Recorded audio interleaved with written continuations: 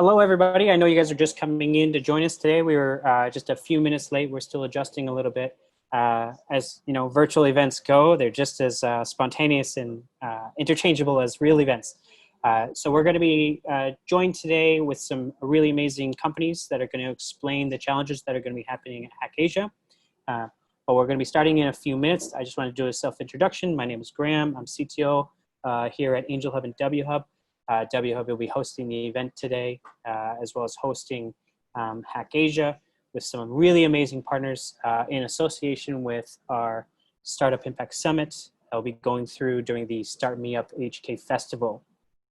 So we're going to get to hear a lot more about what's going to be happening to the StartmeupHK Festival, what's going to be happening during SIS, as well as how many amazing things that you're going to be able to come out with. And we're going to answer all of your questions, any of the concerns you might have as you're coming through with your amazing challenges and solutions. So we're going to be opening up at the end. We're going to be having a Q&A session. So by all means, you're going to be joining, asking questions through all the different explanations. So we're going to start off with an agenda of an introduction. That introduction is going to go through and explain about the events and about all this amazing stuff and all the partners that are coming together. And then we're going to split off into two streams. You're going to be able to join the startup stream, which will be hosted by myself, as well as the amazing challenge partners that we have.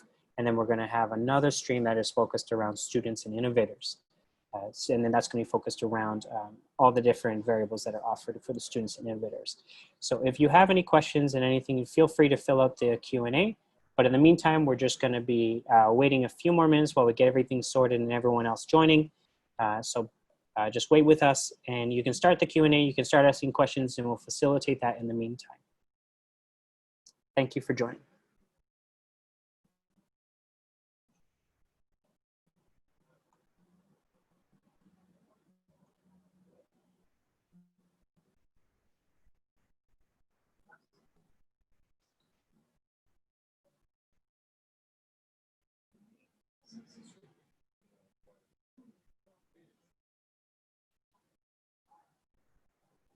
So I have a question here that was asked earlier.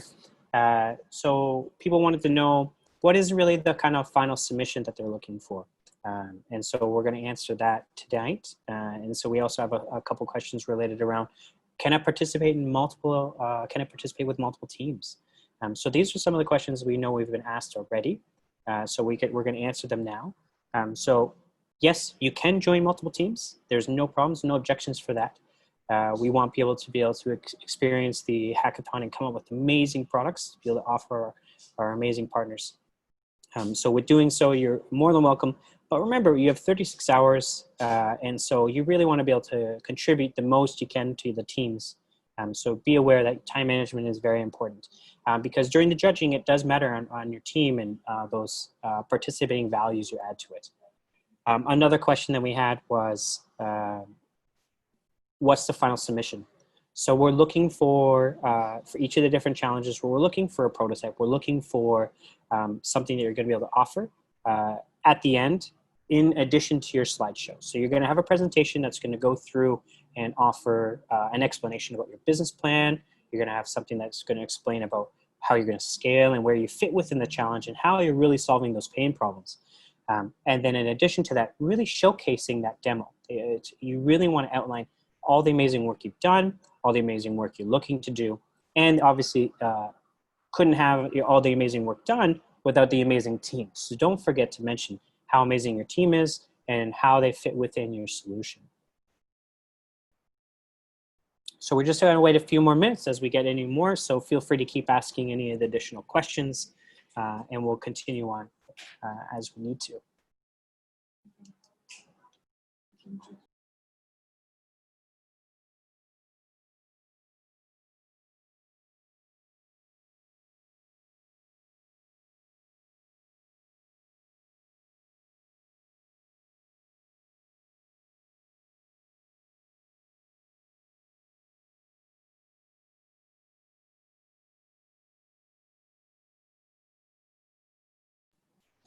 Okay, so thanks for the question. So yes, you will have to provide the materials.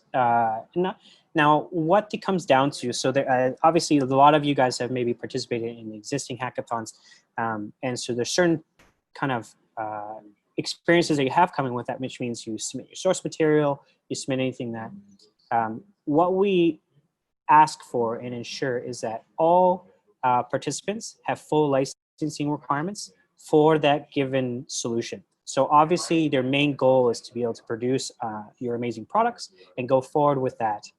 In which case, in order to be able to make a deal with some of the amazing partners that we have here for Hack.Asia, you really need to make sure that you have the right licensing capabilities to be able to offer that as a proof of concept or sell it as a product as is.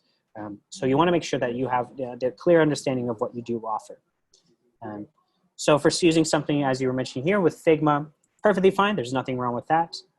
As for the designs and the sketches and wireframes, everything comes down to how you want to present it.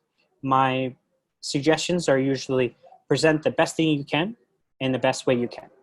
And that would usually is going to be what ends up happening, showcasing the capabilities and amazingness that you guys have been able to produce within the time frame of the hackathon.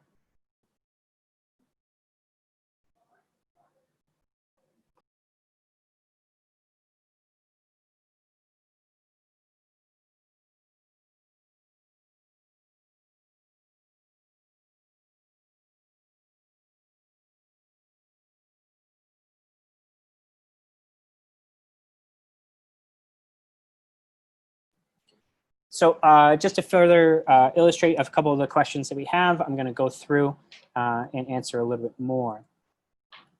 So we have a couple questions that question that was just asking about what do we need to provide at the end of the solution. Do we have to source the material where we got it from? Do we have to talk about the prototypes or frameworks or code itself? And absolutely, if you want to emphasize for some of those solutions that is AI focused, things like that, it's very good to have that. It really works with understanding where the solution's coming from. But do you have to say what frameworks and everything? Not so much, not the level of detail that you would expect from a code point. We really want to focus more about the solution itself. It's all about how could you come up with something amazing and how do you make sure that you get it done efficiently.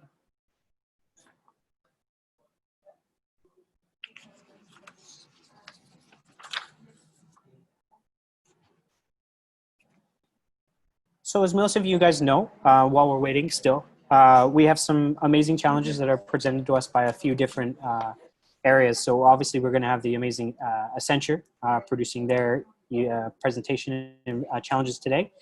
We have Dairy Farm, we have Gammon, we have JLL, we have Microsoft JRG. So those are all the challenges areas that are going to be focused around students and innovators. So if you're interested in those specific challenges, I really hope that you'll be joining the stream that will be coming up shortly. That will really kind of emphasize and have in here all about those specific challenges. And then you'll be able to communicate directly with the challenge hosts and the representatives that are within there. As for the startups or the pre-existing companies, we're going to have Hactl that we're going to be having some amazing stuff there. And if you really will have questions about that, we have some amazing programmers that are going to be representing that company today. We have Hongkong Land that will be here, as well as we have Jardine International Motors, which will be represented by Jardines themselves. And then we have Mandarin Oriental Hotel, which will be also present here today. Now, some people have asked a question about what really is the difference between startups and the students and innovators. Well, the startup side is really about existing businesses. The existing businesses that are already registered, are already running and going through proper businesses, where the students and innovators may have an existing solution, but they've not actually registered a business within that. They could be operating, they could be working on a prototype and everything, or they could be coming up from something from scratch. But the main point will be is that one has an existing business registration and the other one has not yet finished opening their own business to continue their passionate approach.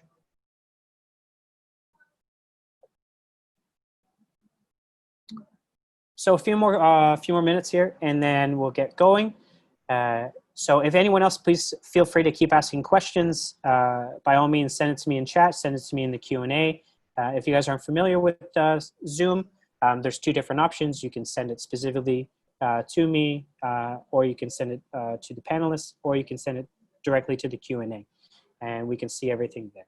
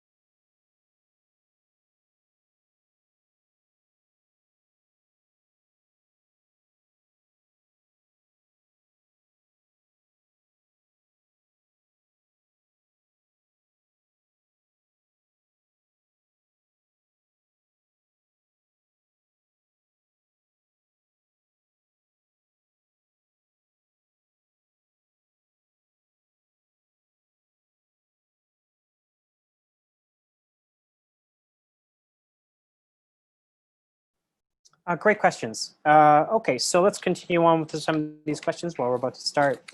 Okay, so for instance, I think the Accenture one, I'm going to leave that question specifically. We're going to let the, Amy's already answered it, which is fantastic. So yes, as it focuses on the travel industry, but I think you're going to be able to ask specifically Accenture just in a little while. You're going to be able to ask them directly. They're going to be able to answer you more concrete. So at 6:20, we'll be starting that part of the event. And you'll be able to answer them or ask them directly, which will give them exact feedback on that. So about the HSBC challenge add-on, fantastic question. So basically with that, we're looking to, in addition to all the other challenges that are available, if you're, sorry, just pulling up my notes here. So for the HSBC challenge itself, it's not just about we need to add a specific vertical for that. HSBC has provided the ability to enhance your overall solution to fit within your existing option. So in which case, then if you're willing to use Open Lab and you build it out through that means, then that actually qualifies you, in addition to the challenge you may be going for, to also qualify for the HSBC challenge. What will you be doing during the 36-hour hackathon? I would hope finalizing your products, making sure it's all working great, making sure it fits within, sure it fits within the challenge and solution. And during that time, really looking into talking to the mentors, talking to the domain experts that are within that challenge, because they will be all available to answer your questions, to fine tune and get all the details you need. And that will really get you to the best result possible.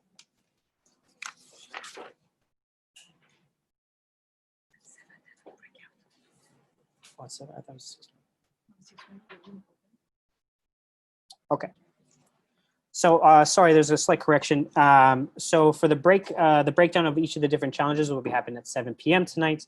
We're going to open up the rooms a little bit earlier, but the overall breakdowns and details will be happening then. So you're going to find out all those different details and specifically ask the Accenture team if you want to get more details, if you're interested about going through all the different challenges then.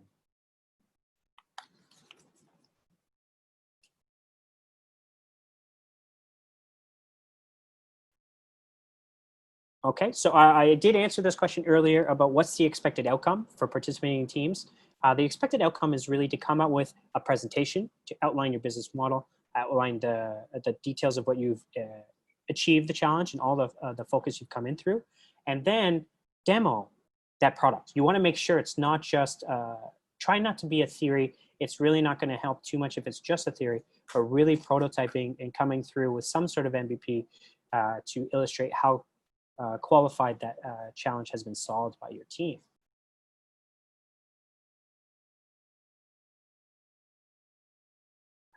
Great question. Microsoft Azure. It's not a must, but we really encourage. I mean, we have an amazing partnership here with Microsoft that are proposing the great ability to use Azure and be able to give it to all of our participants. There won't be a deduction in marks, but obviously we believe that if you really want to make an effective solution during this hackathon, Azure Cloud is really going to offer that capabilities for you.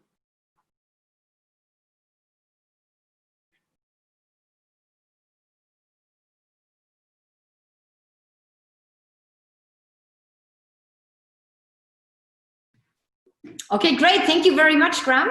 I think with that, we'll just launch the event. So thank you very much, everybody, for being online. Amazing to have so many people join the call. Welcome to Hack.Asia, our very first pre-event. And I would like to start by saying, once again, a huge thank you to all our amazing partners, Accenture, Hactl, Jardine International Motors, Gammon, HSBC, Jardine Restaurant Group, Dairy Farm, and here we go, Hongkong Land, JLL, Mandarin, Oriental, and also our tech partner, Microsoft, and obviously hosted by WHub, and this Hack.Asia is part of Startup Impact Summit, which is part of the overall StartmeupHK Festival week coming up in July.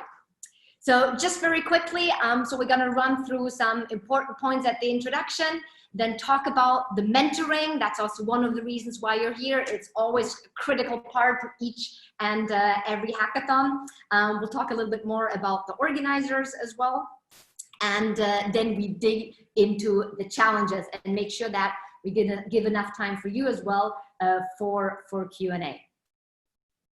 Okay, fantastic. So actually, I'm not sure who is joining a hackathon for the very, very first time. So what is actually a hackathon? So you can see it's hack plus marathon equals hackathon. And I always say, you know, entrepreneurship is a marathon. It's not a sprint. And the other thing I always say, you know, entrepreneurship and running a startup, it's nothing that you learn in a textbook, only by doing. So what we're going to do is, you know, we're going to pack you into 36 to 42 hours to, you know, for you, get the experience hand-on to solve real concrete business challenges, okay? And you will see over a huge wide range of industries and technologies, and that's what's making Hack.Asia actually so special and so interesting. So why participate? So if you're still not 100% sure and you haven't really signed up yet, so why should I sign up to Hack.Asia? Is it for me? I'm sure it is for you. Once, obviously, you got prizes to win, right? Proof of concept opportunities, you know, for the challenges that are open for startups. So what's better than get your big first customer and client? For those who are joining the student stream, right? Internship opportunities. You know, you can land your big first job or your other more exciting job through this hackathon, and there's even, you know, some monetary gain as well. Then obviously, you know, as I said, you know, it's all about doing. The experience in itself is already worthwhile. Everybody is a winner who participates. The great connection, I mean, obviously the great connection to all our partners who are providing the challenges and the mentors you're gonna meet, but also connections to potential teammates. The number of startups, you know, that came out of a hackathon just because people really connected is amazing. A true certificate as well. So, you know, if you have to prove to anybody what you were doing over these 36 hours, you got your official certificate. Fun, come on, you know, life is short. We're all here also to have fun. And the good news and the cherry on the cake is you will be automatically part of SIS, Startup Impact Summit, which is, you know, once again, part of the whole week StartmeupHK Festival. So, With that, we also really wanted to make sure is why are we doing it, right? So, why did all these great partners come together and say, let's bring Hack.Asia 2020 to life?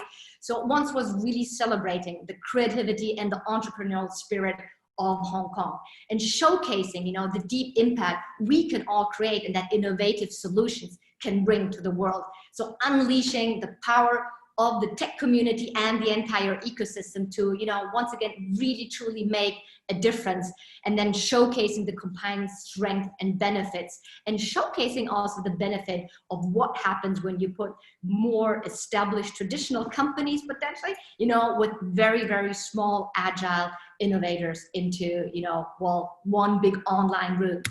So with that, in summary, once again, it's taking place at, in July during Startup Impact Summit, so 6th, 7th, and 8th of July. It's going to be around 36 hours. Some people will always opt not to sleep for these 36 hours. They're going to be 10 challenges, and we'll dig deeper. Obviously, that's the reason for this pre-event. We're looking to have about 90 teams participate. And talking about the cash prize, it's 50,000 Hong Kong dollars to grab. And as I said, on top of that, internship opportunities or proof of concept. So this is, again, in summary, once again, for all those who were potentially still hesitating. Now, mentorship, I talked about one of the critical pieces of each and every hackathon is the mentoring area. And here we're really, really blessed to have a super strong commitment from our challenge partners. Be there on the ground. Make sure that you get obsessed with the problem statement, that you understand it, to make sure that the solution that you're building out of it is really, really dead on. So we classified them into, different chunks, also for you to really understand where to go to with what type of help you need. So there are internal, mentors. These are either team mentors or business experts. So once again, really trying to understand what are the practical and concrete, problems that these business partners are facing.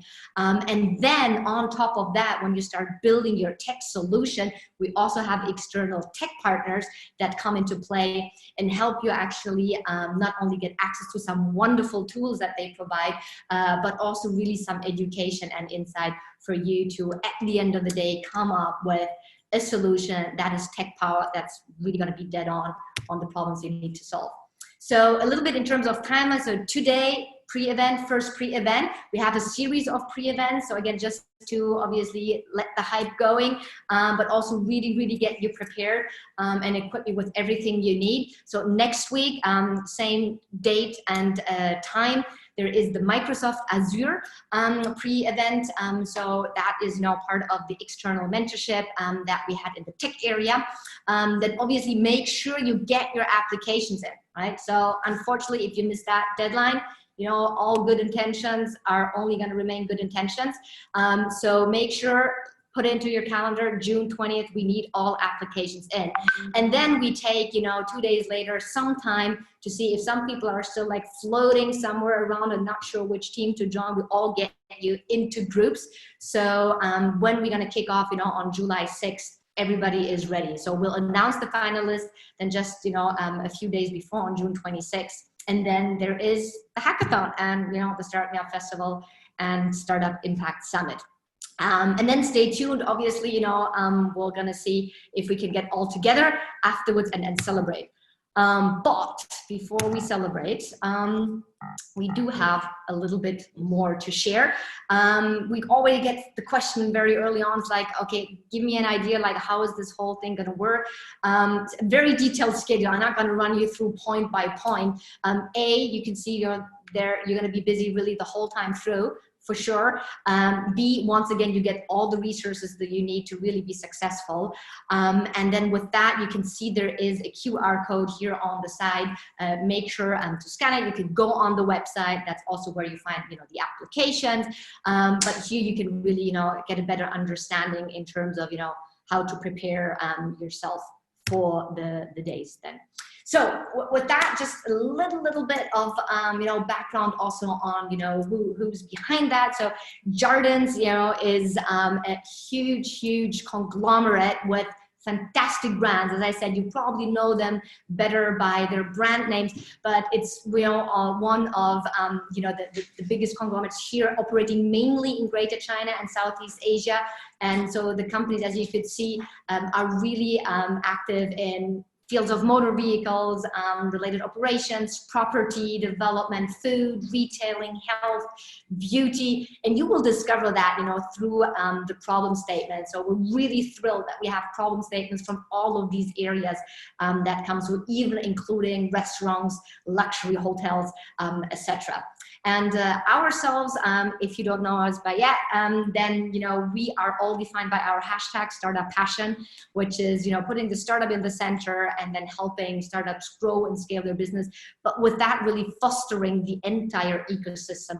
So also helping any other stakeholder get access to the innovative tech and startup ecosystem and tap into the power.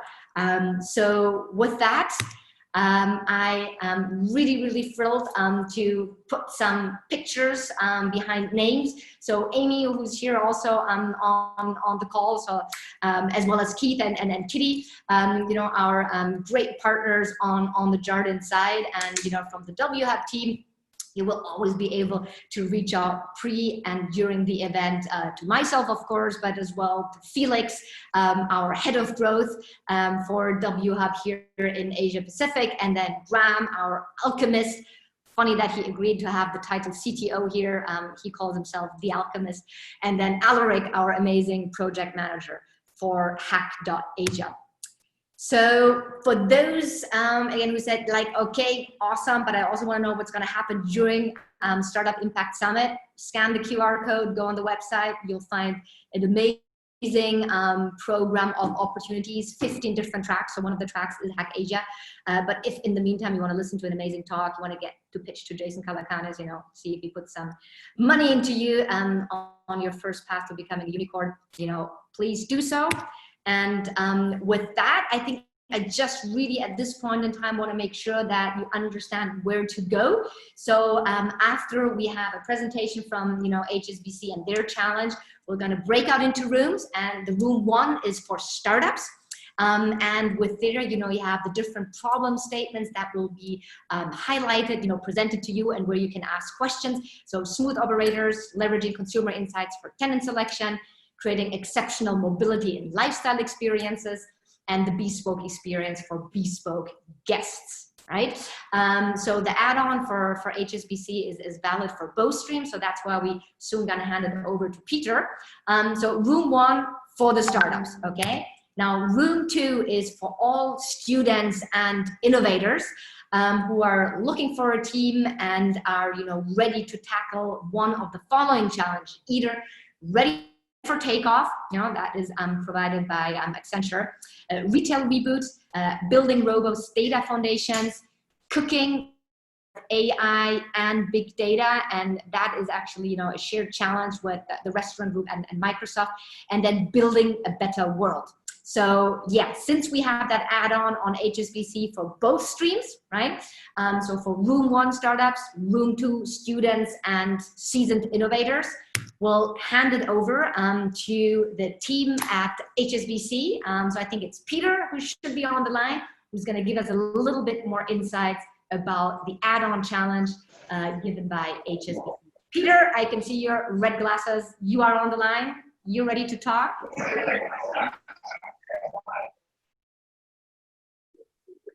Okay, we stopped. Here you go. Fantastic. I am. I'm here. You'll hear me? Perfect. Can hear you very well. Yes. All right. Okay. Well, look. Fantastic. Excellent. Well, look. It's wonderful to have an opportunity to just briefly give you all a sort of a bit of insight into how we are approaching this hackathon. Obviously, HSBC sees Hong Kong as incredibly important for the business, but it also supports many different parts of the ecosystem. Whether you're a customer and you use your HSBC account or your PayMe account to shop or buy things, or whether you're a business and you use your HSBC account to sort of make your payroll or receive funds from customers or pay suppliers. or if you're a large conglomerate and you use HSBC to manage treasury or cross geographical boundaries, be it China or be it other parts of Asia or even to Europe.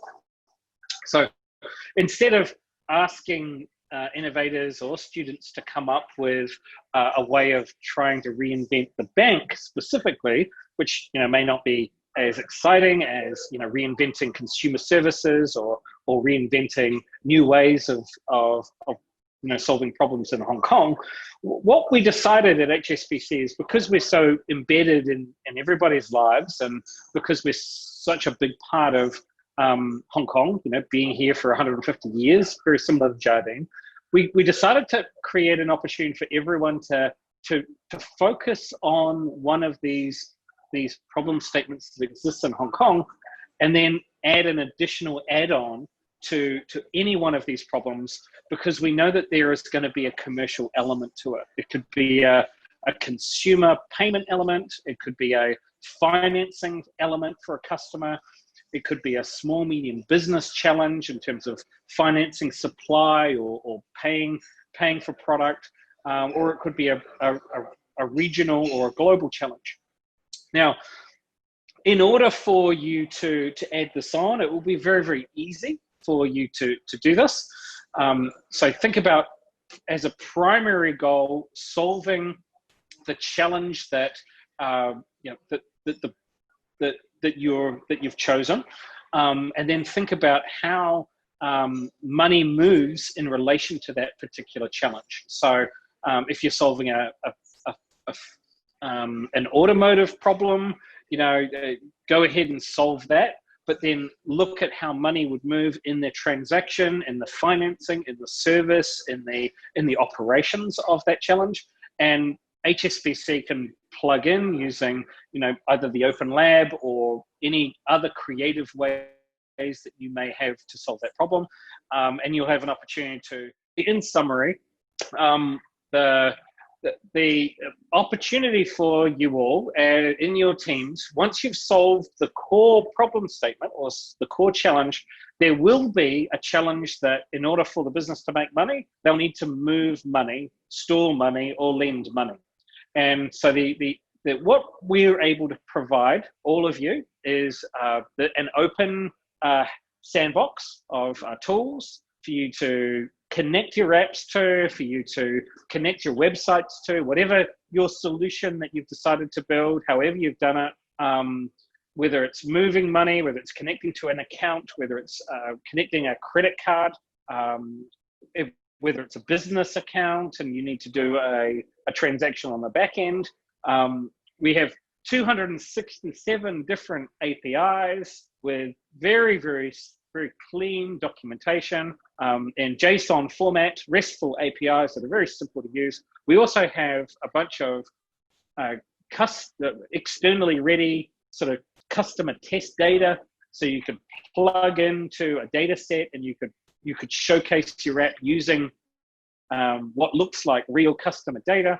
And if you haven't got somewhere to start, if you're traditionally a PowerPoint innovator or an Excel innovator and you want to start somewhere, we actually have a software development kit for an iOS phone app, or a software development kit for an Android phone app. You can go there, you can download a working version of the code into your own GitHub. You can customize that, modify that, use that as a starting point, so you can build a completely your own working version of an iOS app that solves this customer problem. And so the reason we're trying to take a slightly different approach to supporting this hackathon is because too often banking is seen as a completely separate service from many of our customers' journeys and many of the companies that exist in Hong Kong.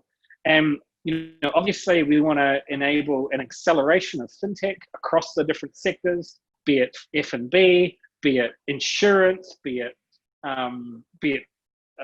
sort of automotive, be it transportation, be it hotels and real estate. So we want to do our best to try and accelerate the ability for these different companies that are participating in the hackathon to integrate fintech services, integrate seamless journeys and digital solutions for moving money, storing money, or borrowing money. We're doing this, completely to help build the Hong Kong economy. Supporting business in Hong Kong is incredibly important, particularly after the rough, 12 to 18 months that we've all been through. And we've got a team of mentors that are going to be available for you all to learn from. We've got some mentors that are specifically very good at digital journeys, very good at building solutions. We've got mentors who are very good at understanding banking and what banking solutions can support these different solutions that you'll need. And we've got just general mentors that can help you sort of refine your presentations and really try and get your pitch in, the scores that you're going to need to beat your competition. Because really that's what it's all about. It's about you guys coming together in a very short period of time, building something incredibly creative and innovative, impressing the judges of each of the 5 or 6 different challenges that you might have the opportunity to win some cash prizes, win some opportunities to build some proof of concepts, and then on top of that, you can integrate HSBC across any of them. So that's thank you very that's much, basically Peter. You're very welcome. Thanks again for having us. Good luck to all of the teams, and we hope to hear from you. Please reach out to us. Please connect with us. And we're very passionate about Hong Kong, and we're very passionate about helping these businesses grow. So we look forward to being part of this. Hashtag Hong Kong Passion. Love it. We'll add that one. Peter, before you break out and disconnect, we'll just want to make sure that we give actually everybody here in the call today the opportunity to ask you some live questions on the spot, where you can, take some of them and some you may want to take back home. But if you could just stay a few more minutes on the line and we'll see if we have some questions here in the chat. Let me check. Absolutely. Here. Yeah. Fantastic. Yes. Let me see that. Obviously, I'm sure they have. And I mean, as you pointed out, money at the end of the day impacts us all. So I'm sure there will be a lot of questions around your challenge. Let's see. I'm looking at the Q&A here. There's a Q&A. Will the slides of the Hack.Asia introduction be shared later? Yes, they will. That was not a specific question to Peter, but we can share them for sure with you.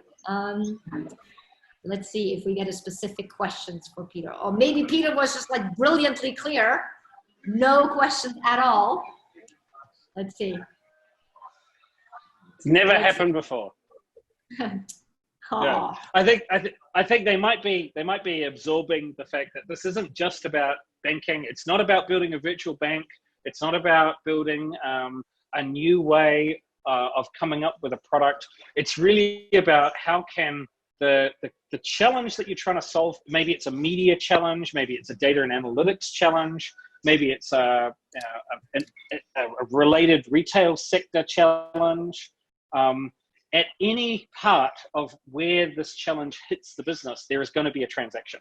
There's going to be some form of moving money. There's going to be some form of finance involved. There's going to be some form of perhaps lending.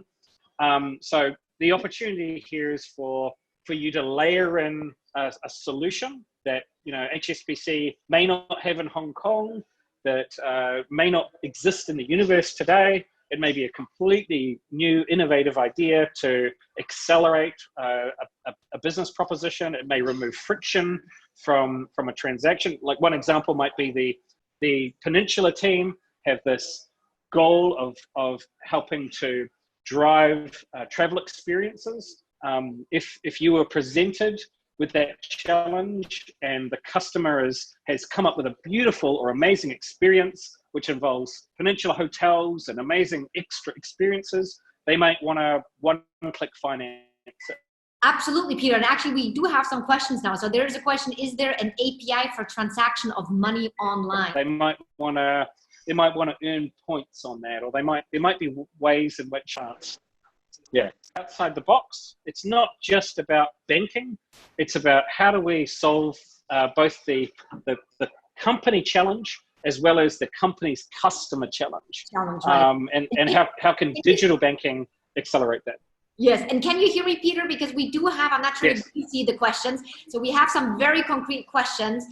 So is there an API for transaction of money online? And maybe a bit linked to that, could Peter talk more about the software development kits?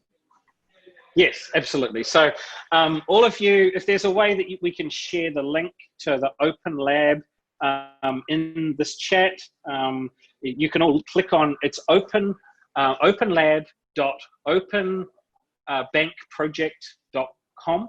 Okay, and this is actually linked in the description on the website, so you should be able to see that. When you get to that website, there's three things that you'll be able to see immediately. You'll be able to see how to sign up without any approval. You'll be able to just use your Gmail address or your work address, or whatever you want to use. You'll be able to get access to all of the APIs and all of the documentation and all of the software development kits that exist on OpenLab.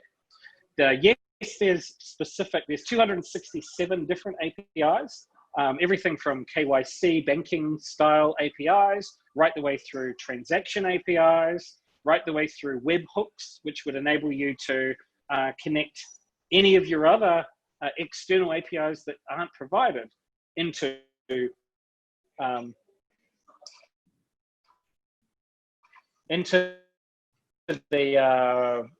app. Okay, so very, very easy to understand documentation messages that come back if you build it in and you're finding that it's not authenticating, or that that you're having problems making the API work. It's all very clear on how to fix that. So it's perfect for rapid prototyping. It's perfect for these types of hackathons. You're not going to have to spend hours on tech support talking to people to try and sort it out. Specifically, in the middle section of that website, you're going to see SDKs, software development kits. And there's 9 software development kits that are currently linked. They're all up on a public GitHub. You can click on those. You can download a working version of a mobile iOS app. You can download a working version of a Python kit or a Node.js kit, or depending on which flavor of an SDK you're looking for. That's going to get you started. That's going to give you like all the basics of an iOS mobile phone banking app that you could customize for travel, or you could customize for leisure, or you could customize for F&B. So you could start using one of these working versions of these SDKs and from banking to focus on your particular challenge, and that will give you the basis, which will connect it into the data sets, it will connect it into the APIs, it will connect it to everything else. So we're trying to make it super easy for you guys to build real stuff. We want this to be easy and enjoyable for you as teams. We also have a Slack channel and an email address. If you have challenges or you need some help leading up to the hackathon, please do and ask us some questions so that you're ready to go in the hackathon. You've kind of frozen for me. I'm wondering if... Yeah, I was also wondering, I think your internet connection, not sure it's 100% stable, but there was one question that was asking, is it possible to just solve the HSBC challenge, or do you have to, solve another challenge at the same time? Obviously, because I'm a huge supporter of Jardines and all of the other businesses, I would say pick a challenge that you're most familiar with and then add the HSBC challenge to it. But ultimately, some of you may be very passionate about just transactions, and maybe there's a way to build a solution that can solve more than one of the challenges. And it could have a payment solution or a banking solution. Obviously, there's going to be some competitive teams, so you're going to want to, get more tickets into the competition, give you more chances of winning. So make a choice on that. you know, focus on the one that you think you've got the best opportunity to win. Try and leverage as many of the resources that we've got available to you. Also try and leverage as many of the mentors that can give you insights into what the judges are going to be really looking for. Every single challenge is going to have a different set of judges and a different set of criteria. And hopefully HSBC is going to be able to see a whole lot of different ideas. And the reason we haven't put a specific cash prize in here is because we're very interested in bringing on innovation, and you know, we're very interested in talking to those teams that have come up with unique ideas and want to take them forward. So, you know, we've got a fantastic team here in digital, and we've got a large number of developers, a large amount of resources, and we're really interested in actually taking some of these ideas into proof of concepts and pilots, and maybe even into production into the future. Okay, brilliant. Thank you, Peter. There was another question, and I think I can also help you answer on your behalf. There was a question about, are we expected to build a mobile application prototype, like for example, on Android or iOS? And so actually, so the solution, the challenge is, it could be mobile, right? Or it could be, you know, any other, you know, platform. What we're just expecting is a prototype, right? So particularly for the startups, right, we really need a working prototype that you present to us. But that could be on any platform. Okay, so let me. Yeah, look. Yeah, go ahead. Yeah, no comment on that. I think focus on the challenge is going to be very specific. Some of them are going to be an internal tool for helping the company solve an internal problem. Some of them are going to be more retail customer or end user focused. Obviously, you're not going to build a mobile app if you're servicing an internal business to business problem. These APIs are not specific to a particular endpoint. You can use these APIs with web-based apps. You can use them with artificial intelligence and back-end apps. You can use them with front-end apps as well. So you have a lot of flexibility in this tool set to come into the challenge feeling prepared, feeling enabled to really be creative and solve the problem. Brilliant, absolutely. And then there was a question about, you know, if non-tech background students are more than welcome. Totally, you know, you probably have heard this before. You need the 3 H's for a successful startup, not only the hacker, but also the hipster and the hustler. So absolutely, you know, your team should be complete to make sure that your solution is really complete. So I'll quickly answer that. That was not an HSBC specific question. Let me see, could the add-on challenge winner be different than the main challenge winner? Yes, it can. It can be, absolutely. Yeah, I mean, we hopefully HSBC will be able to see all of your activities, and we'll be able to select from the best and choose a winner that kind of, you know, rises above all of them in respect to the HSBC challenge. But we're also incredibly excited to see how you'll be supporting all of these different companies, because, you know, many of them are customers of HSBC, and many of their customers are customers of HSBC. So that's really why we wanted to take a very broad approach to this in Hong Kong.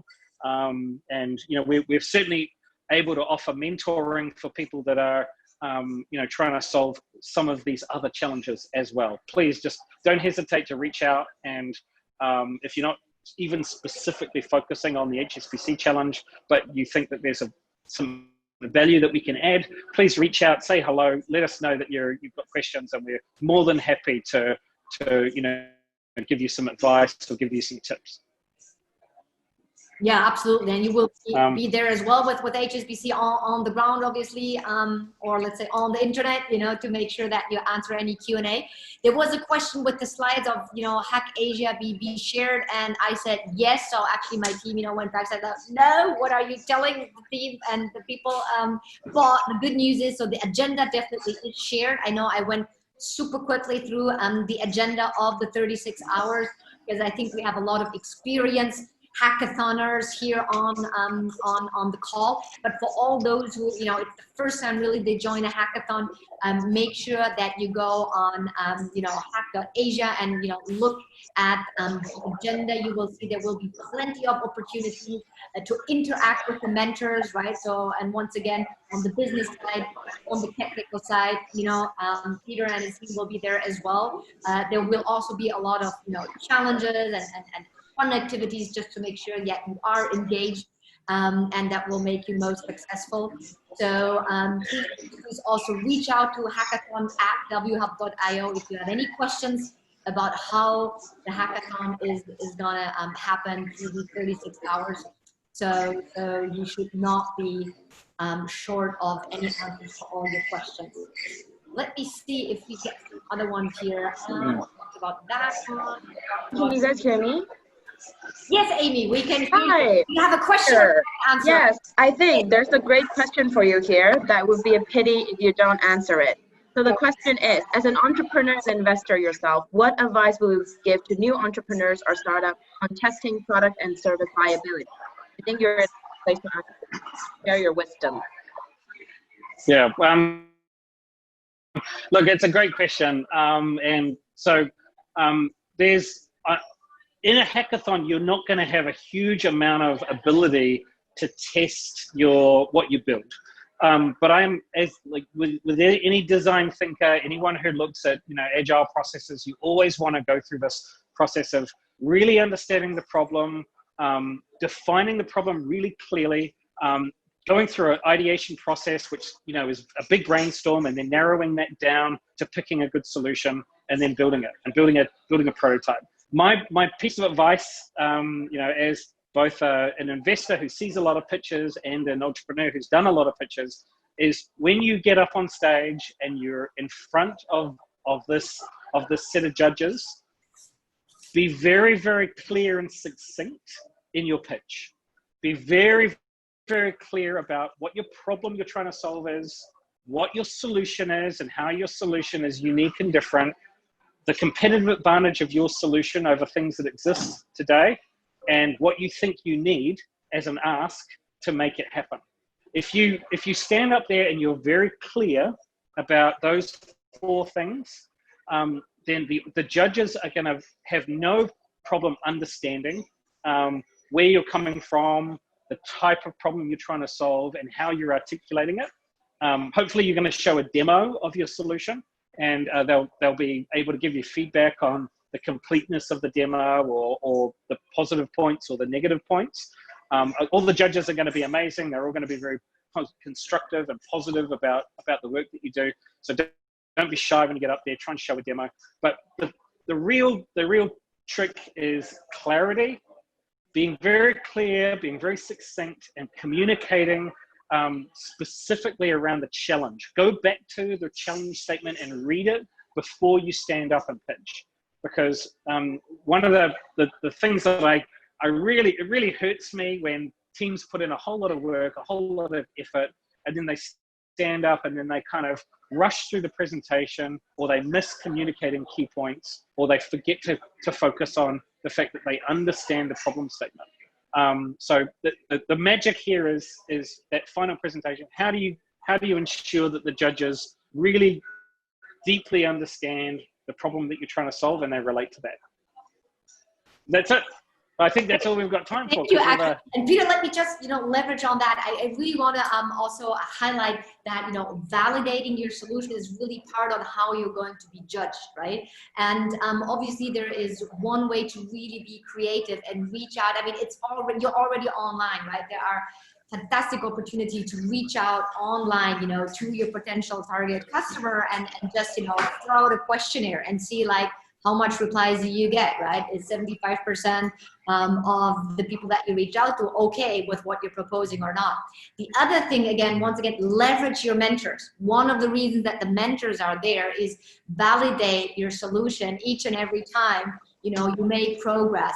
Does it make sense? I mean, these are the experts. And very often these are actually your potential clients, right, of your solution. So that is really, really critical. At the end of the day, this is what a hackathon and in general, building a company is all about. Lean startup methodology is you build, then you test it, you measure, and then you pivot or you keep it if it works, right? So never ever forget to get direct market feedback as much as you can for any question or any part of your solution that you have, okay?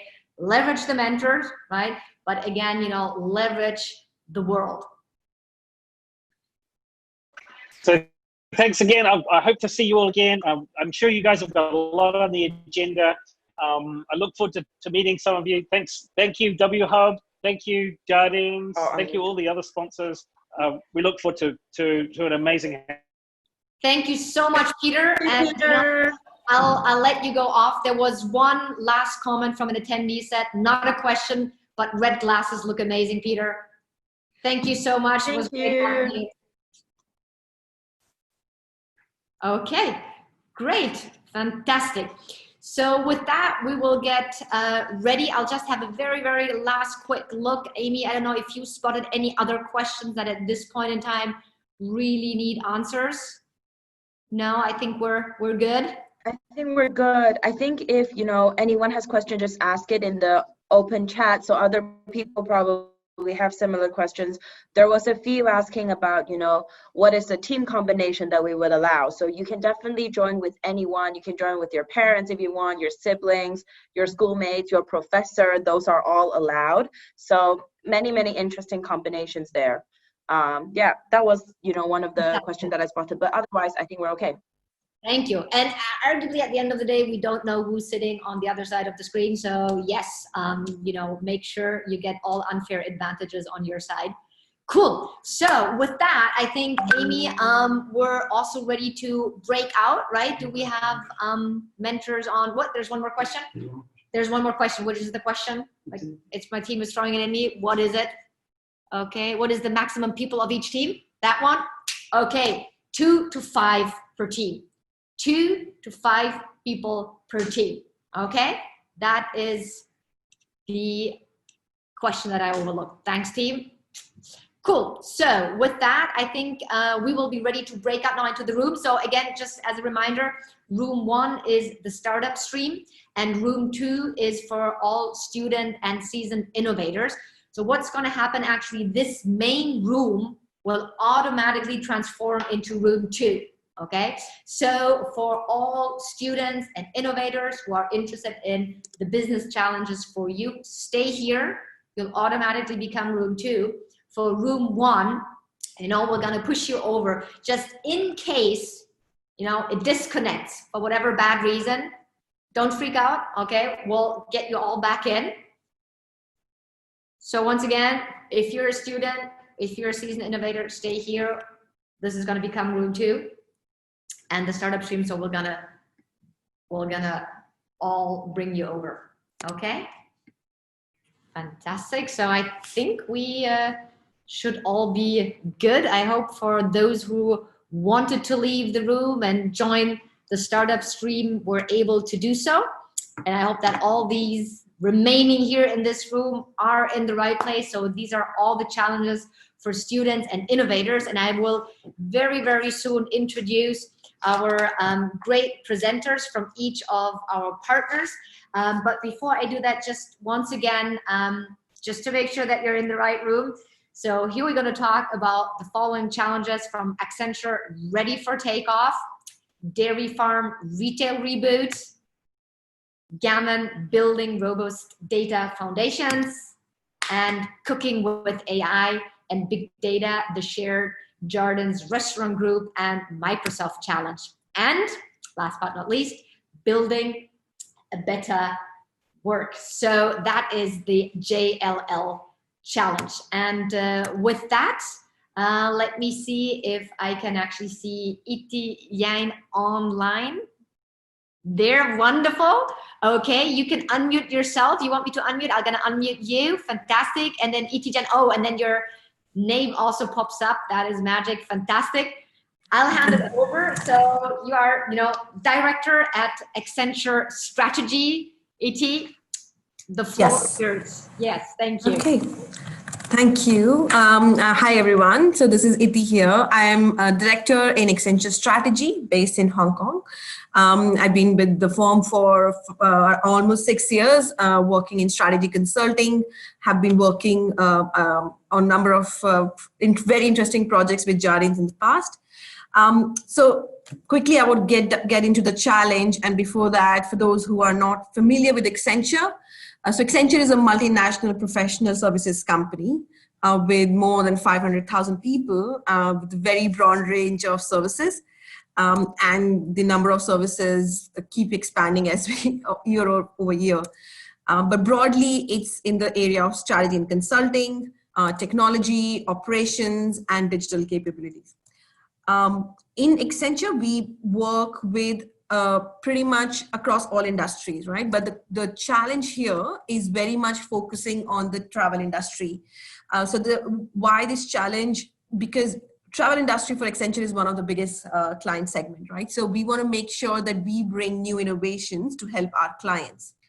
So the big challenge is how might we help our travel industry clients, travel industry businesses in regaining customers' confidence and restoring tourism demand in a post-COVID era by redefining travel experience.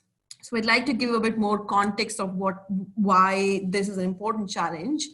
As you have all been watching the news, it's very clear that travel industry is probably the worst hit segment globally with all the travel restrictions, but also there are multiple factors, right? So if you think about the passengers who were traveling before, either they were traveling due to business reasons or tourism reasons or many other personal reasons, right? But they are either impacted by the global economic problem, the job cost pressures and all that, but then also the public hazard, right? Public health hazard.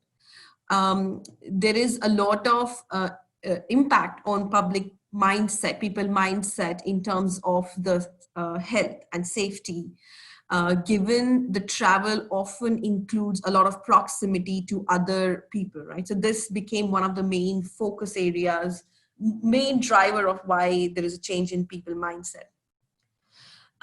Travel companies are also making rapid decisions to think about how to survive this pandemic, if you will. So the fall in demand and closure of borders, which has been at an unprecedented rate. If you look at companies like cruises have pretty much stopped for a long time. And once the travel restrictions are open, even then it's very unclear to what extent people would have confidence in traveling on cruises, right? Similarly, airlines, hotel industries, whether it's for business purpose or tourism purpose, they will suffer very similar kind of challenge. So if you think about it, there are two questions for companies. Either they need to think about short-term measures to increase short-term confidence of people, but then also think about longer term, how the travel industry might change.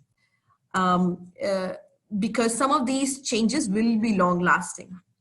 So the challenge is, if you guys can come up with very innovative solution that will help travel industry shape its future by regaining customers' confidence and restore the demand in a post-COVID era, that would be quite a good solution. Okay. I'll give you a few hints of how to think about the solution. Start from a customer perspective. Think about the overall journey, overall experience, the moment they start thinking about traveling. So the time they're making decision to travel, the moments when they make purchases in terms of tickets, bookings, and so forth. Then all the other touch points throughout their travel experiences, such as check-ins, staying in hotels, food and beverage purchase, any of such touch points throughout their experience, and think what can be done throughout this journey to improve the confidence. you can think from a very, from a digital perspective, you can think about all the physical touch points and think if there are solutions which would enable contactless services, self-check-ins, and so on and so forth. That could be one way of thinking about it. But then the other way of thinking about would be to look at how to change consumer behavior and how to generate demand by thinking about the digital channels and influencing their decisions by optimizing these digital channels, offering very seamless customer experience, etc. Another key point to think about when you're thinking of the solution is when you have these solutions coming in, how would you redesign the processes behind the scene? Because it will change the way the travel industries deliver services as well. So what changes would be required in the back of the house to increase the adoption of such solutions? So you can leverage various operational data points with analytics, make forecasting, come up with insights about consumer behavior, and think of the solution. So those are a few things to keep in mind when you're thinking of a very innovative solution to increase customer confidence and help the travel industry businesses increase the demand. Anything else any questions? Great, fantastic. Let me check if we have some Q&A here in the room. Let me see, open. Does the challenge limit to the airline companies in Hong Kong? No, so you can look at any travel industry, any businesses within the travel industry, airline, cruises, hotels, agencies such as your online booking agencies. All the businesses have been impacted, right? So you can think broad, and it doesn't have to be Hong Kong. Okay, great. Another question was, this sounds like a strategy-based challenge. Is it still preferable that the teams build a product or prototype? Both are okay. If you have a prototype of a particular solution throughout that journey, that's pretty much okay as well. The reason I explained the whole journey was to just give you some ideas of how to go about finding a particular solution. It can be something that impacts the entire journey. It can be something which is very specific at a particular touch point. They're both welcome. Both variety are welcome. Great. Another question was, would it be fine to just target the restaurant industry, for instance, or does at the same time the solution need to involve several industries such as airlines, restaurants, hotels? Yeah. Again, I think it doesn't need to be all industries. Although the root cause of the problem is similar, the impact is different and the kind of services you would offer might be different as well. So don't limit yourself to finding a very generic solution. Of course, if you do come up with a solution that helps all of them, then obviously in your pitch, you would be able to just talk about the benefits in a different manner. But you don't have to limit yourself.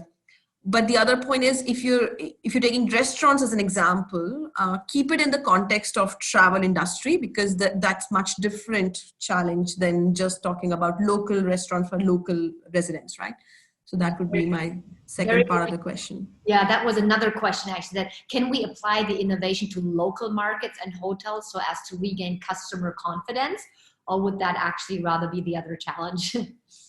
I think that would be different. I think let's keep it to travel, international travel, domestic travel, not so much locally how you travel in your public buses and so on and so forth. I think that's not really the intention of the challenge. Yes, very good. Yeah, and once again, there is another challenge that addresses the local restaurants. What kind of airline services are you looking at? Low cost or premium, or both? Both. Any. I think you can look at things that impact both or one. Both are different, and it's a very interesting question because if you think about the customer. the different customer segment might perceive the challenge in a very different manner. So you can think of solution from a different perspective as well. Great. And maybe something related like to different, customer tiers. There's a question about, realistically speaking, not every country would be able to enjoy such benefits due to different economic climates. So should that be included in the pitch? Maybe more like, the question, is it possible to focus on one specific customer tier, I guess, is the question, or certain markets, maybe some this will not apply to some developing countries, or travelers from Sure. I think it makes sense. So I would suggest that, again, try to narrow down the problem from this challenge. That could be one approach to start with. Right. And when you get to the ideation, like Peter was mentioning before this, you brainstorm and then you narrow back. So you can start from a smaller segment of the problem statement, or multiple problems you can identify, and then think about which one of these is achievable. I mean, like you said, right, not everything is applicable for all countries. So you don't have to try and, like I said, solve the bigger macro issue. It's really, if you think about Cathay, for example, or any particular company, how can you help those companies? It's think from a very client perspective, right? For us, it's not really a broad macro solution that we're trying to look at. Okay, great. We do have time for another question, and there is one. Would you prioritize traction of impact achievable per company, or would you prioritize market size of execution? I'm not sure if the question, maybe it's a little bit, or impact, I mean, money or impact, if I probably, make a bit of a shortcut of this question. I think the problem you're trying to solve is to increase confidence level of the customers, which eventually would be measured in increase in demand. So it's not about increasing the revenue by increasing the price, if you really want to get to that kind of details. It's bringing back the demand of travel industry to pre-COVID or even higher, right? So it's the demand is what we are looking at. Okay, great. Yeah, so really quantity, we want more people back in, travel industry. Okay. I think that is it. I think we really answered all of the questions, and with that we could hand it over to the next challenge, unless Iti, you want to add one more last statement or something that you think is really, really important everybody had as a key takeaway. No, I'm just the last point for me is I'm really excited to look at the submissions. Really excited. Thanks a lot for giving us the opportunity to share this challenge. Fantastic. Great. Thank you so much. Thank you. That brilliant. That was very, very helpful. And the next in line that we had on the agenda was, Karen Chan, head of e-commerce and digital at Dairy Farm. So let me just see if I can. Hi there. Yes. Oh, fantastic. So Karen, you already unmuted yourself. Fantastic. So the floor is yours. Great. Nice to meet you, everyone. Hope you're having a good evening. My name is Karen. I've been with Jardines for a number of years now, but mainly spent most of my time in retail, both in Hong Kong and China. So spent my time in the mainland for a couple of years. That's where I started doing e-commerce and digital roles. So really seeing the China exposure before moving back to Hong Kong and looking after regional. So I currently look after e-commerce and digital in North Asia for Dairy Farm. And there were a number of businesses that we could have created problem statements around in the retail space. And so therefore, I'll just talk through the one that we chose. And hopefully for most of you, if you're based in Hong Kong or wherever, it'd be relatively easy to imagine, which is a health and beauty business that I want to talk about today. So specific to the Hong Kong market, Manning's Hong Kong effectively has been operating in a space in Hong Kong in effectively a duopoly. So it's been Mannings and Watsons that have taken kind of market lead in health and beauty, with Mannings kind of, 360 plus stores across a small area in Hong Kong, and effectively been leading the market for a number of years now in that space.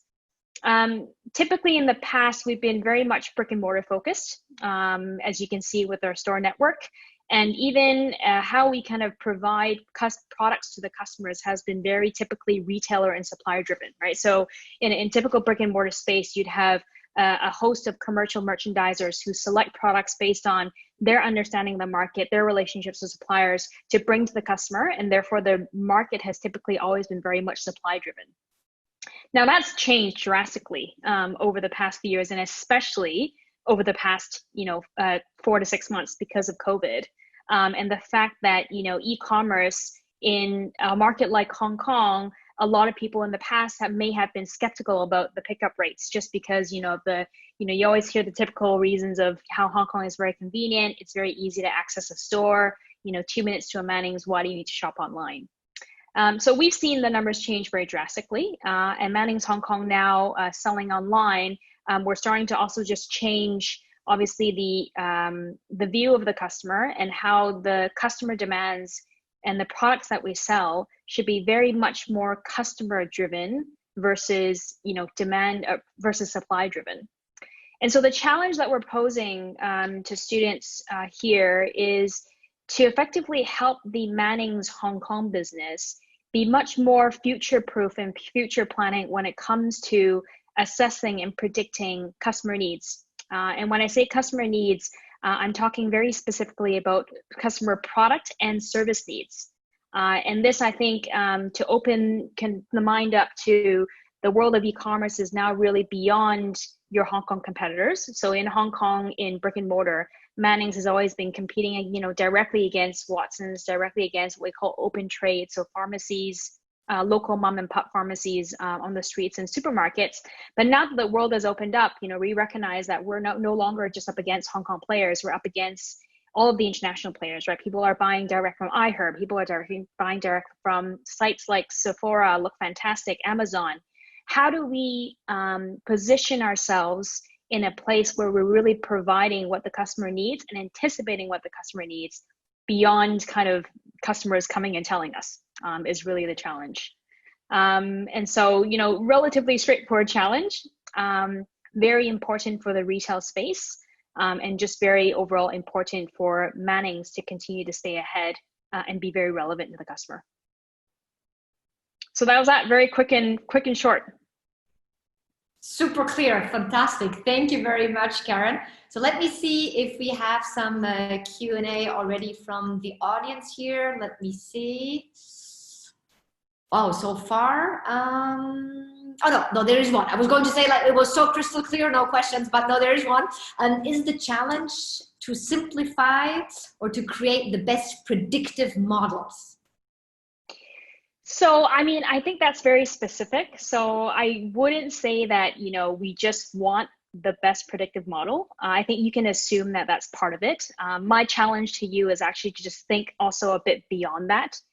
How can we actually predict demand? For example, obviously website scraping and analytics is one, but what can we do beyond just doing that, right? Because there's already a lot of tools that are out in the market that actually can already achieve that. How do we go above and beyond and really predict what customers want from a product and service perspective?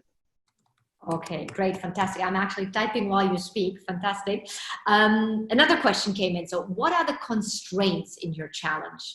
As well as what is typical, how does success look like? What are success measures? That's a really good question, right? So success measures, I think, obviously, a lot of the judges and mentors will be from kind of the health and beauty space. So because, the judges and mentors will be from this space, I think there's a lot of experience and already kind of understanding more from a subjective point of view of what predictive modeling and what, foreseeing the future customer insight looks like.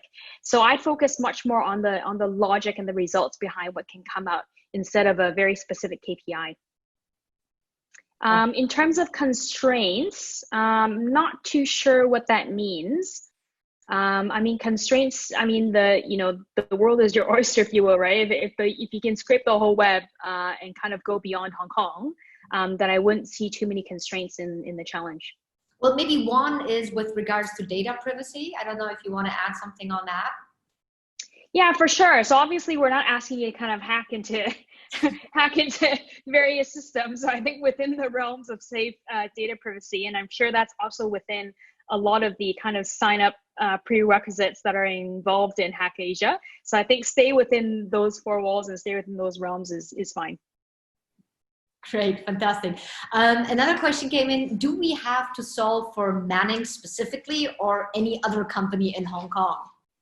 So specific to this challenge, I would actually challenge you to actually stay within the health and beauty space. I mean, it doesn't have to be Manning specifically, but if you're really creating, let's say, going back to the first question, a predictive tool, and you stay within the health and beauty space, you technically can kind of benchmark other potential companies to use an example. But because there are many companies within dairy farm, we did want to make it just much more specific so that the solution of the tool could address something for Manning's Hong Kong. Great, fantastic. No more other questions? Great. Thank you.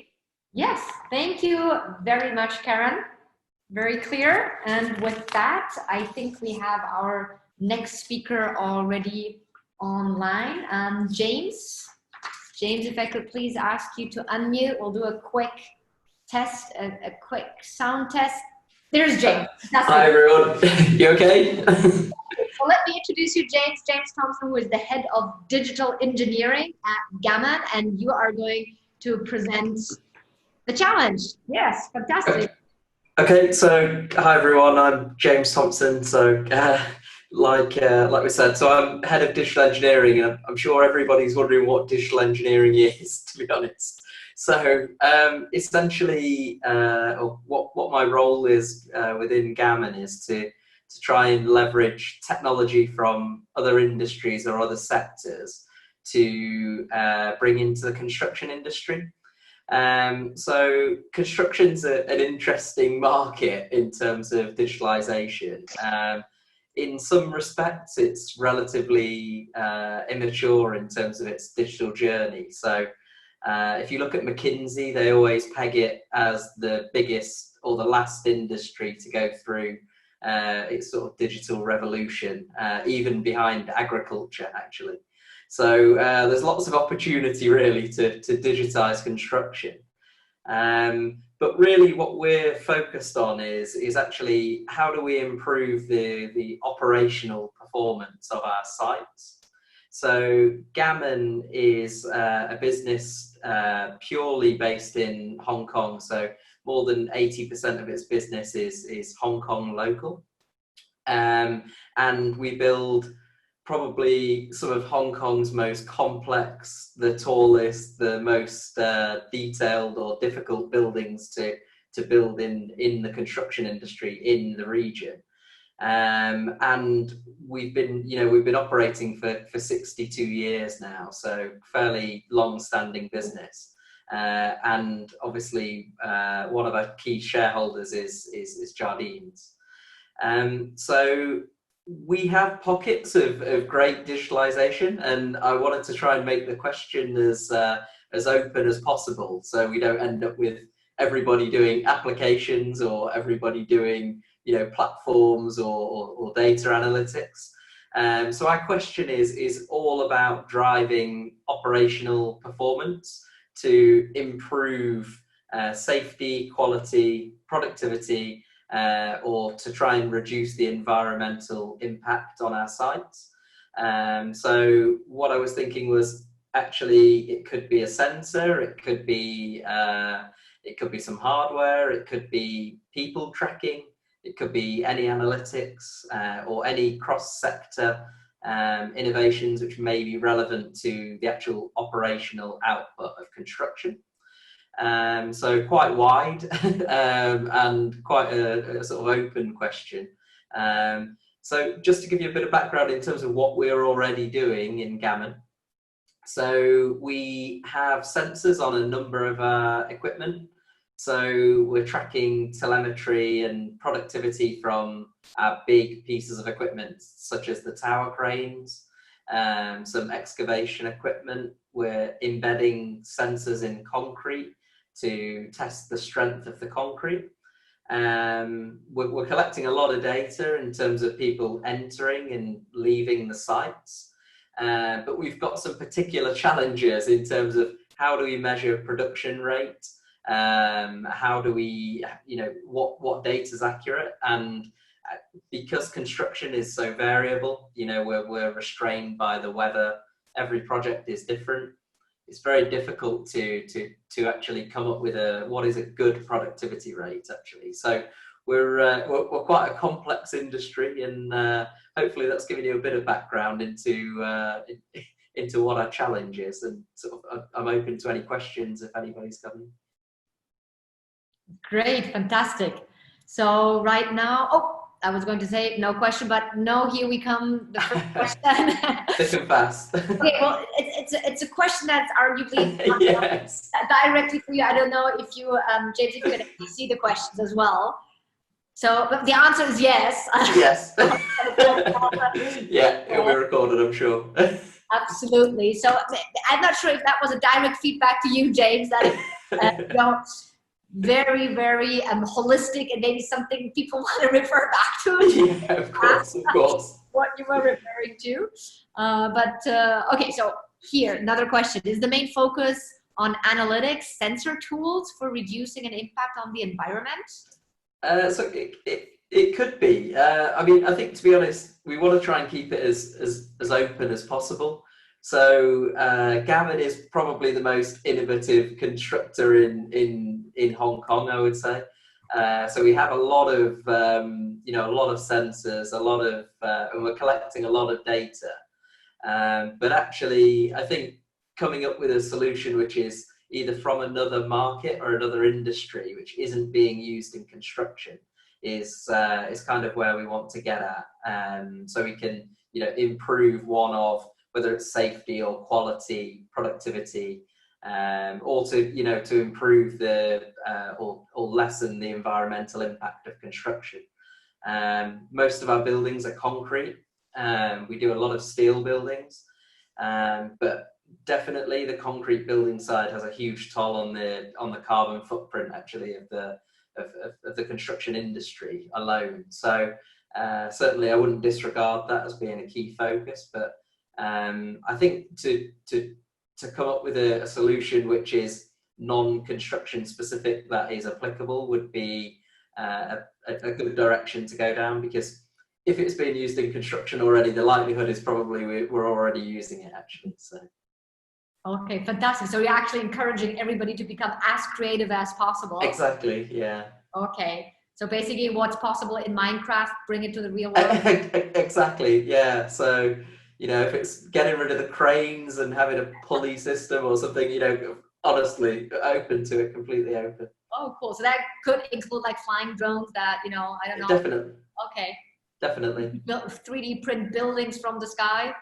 Yeah, so actually some of the latest innovations in construction are around aggregated materials or rapid prototyping, or how you can actually manage the logistics and the supply chain as well. So I think any of those key focuses, but coming back to an enhancement on the safety or the productivity, or trying to reduce the environmental impact as a guiding direction, I think it'd be great.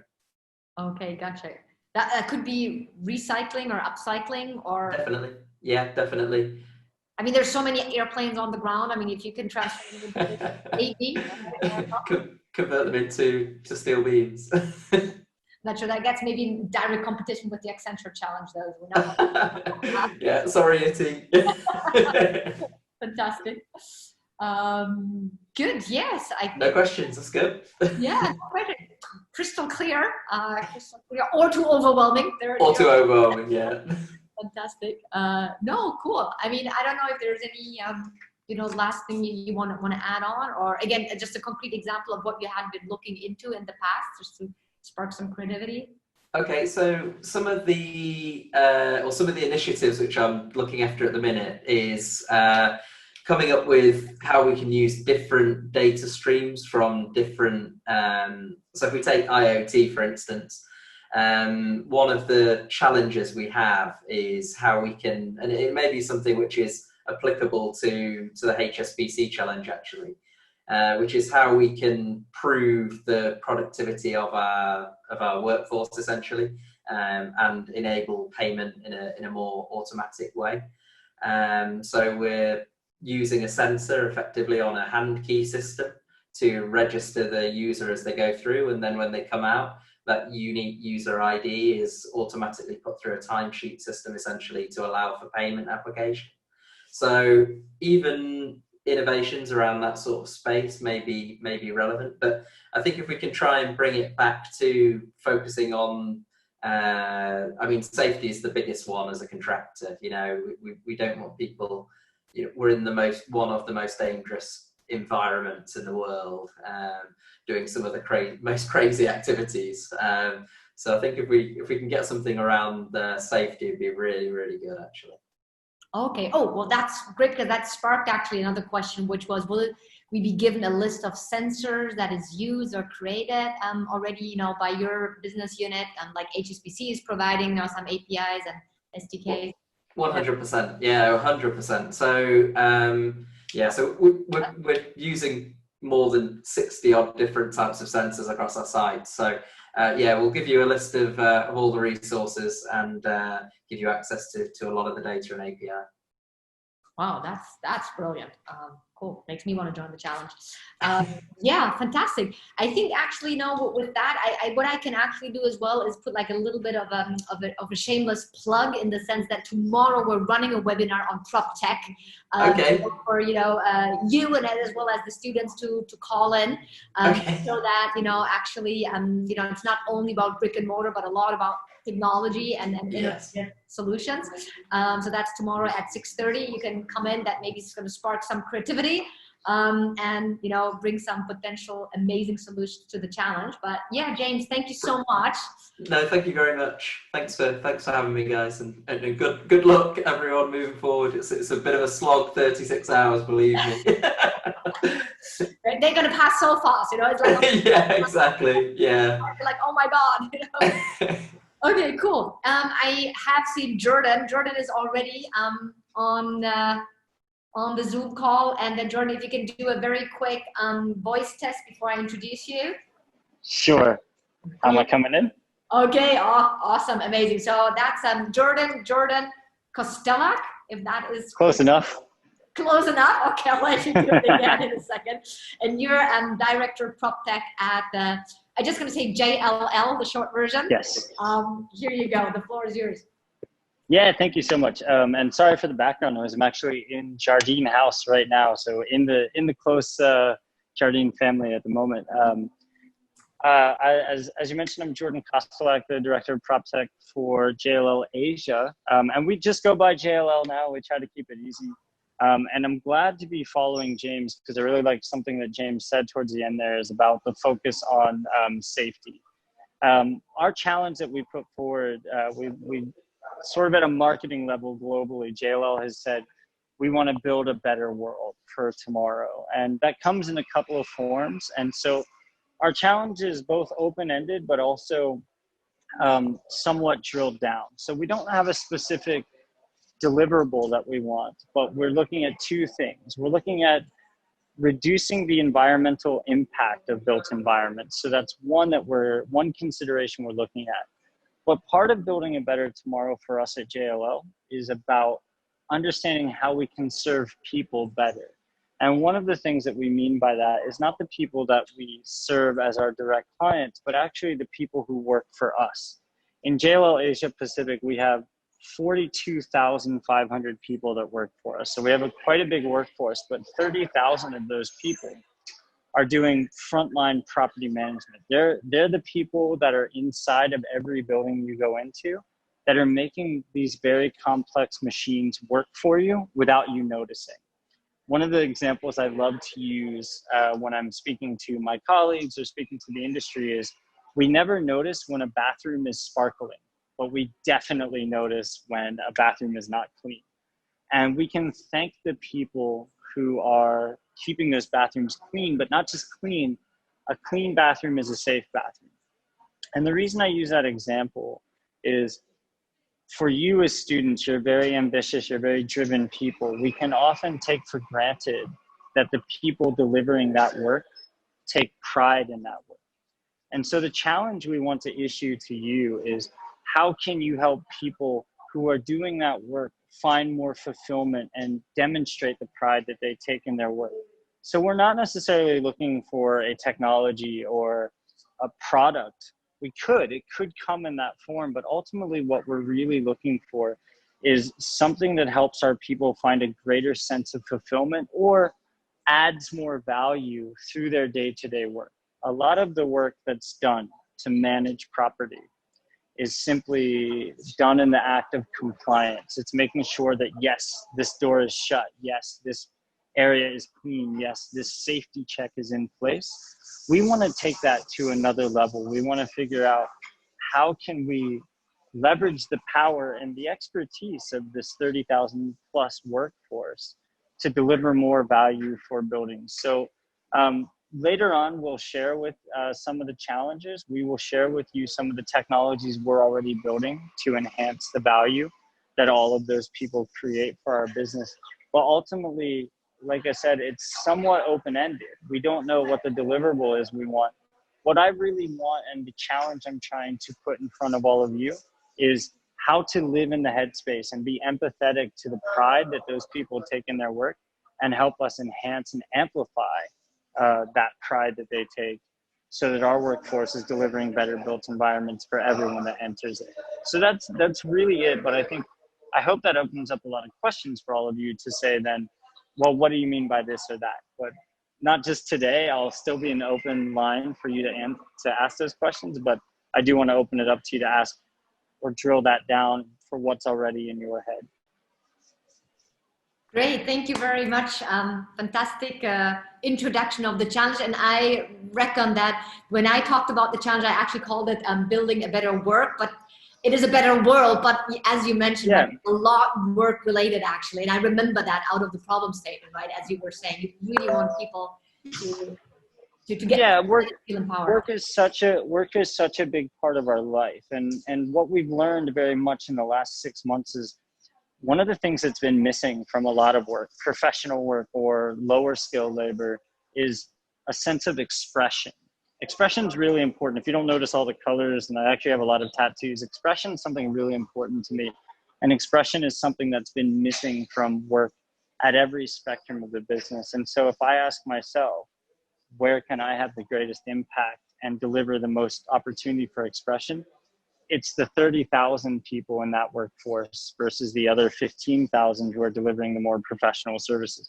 We certainly want to help them, but the first people we want to help are the people that, for no fault of any of ours, are often forgotten in all of this, but they make our lives so much better. Great, and with that, now we have our first question to you. I'm going to read it out because I'm not sure if you can see it. Sure. Is it the relationship between JLL and these property management employees, or these people find their value in their own work?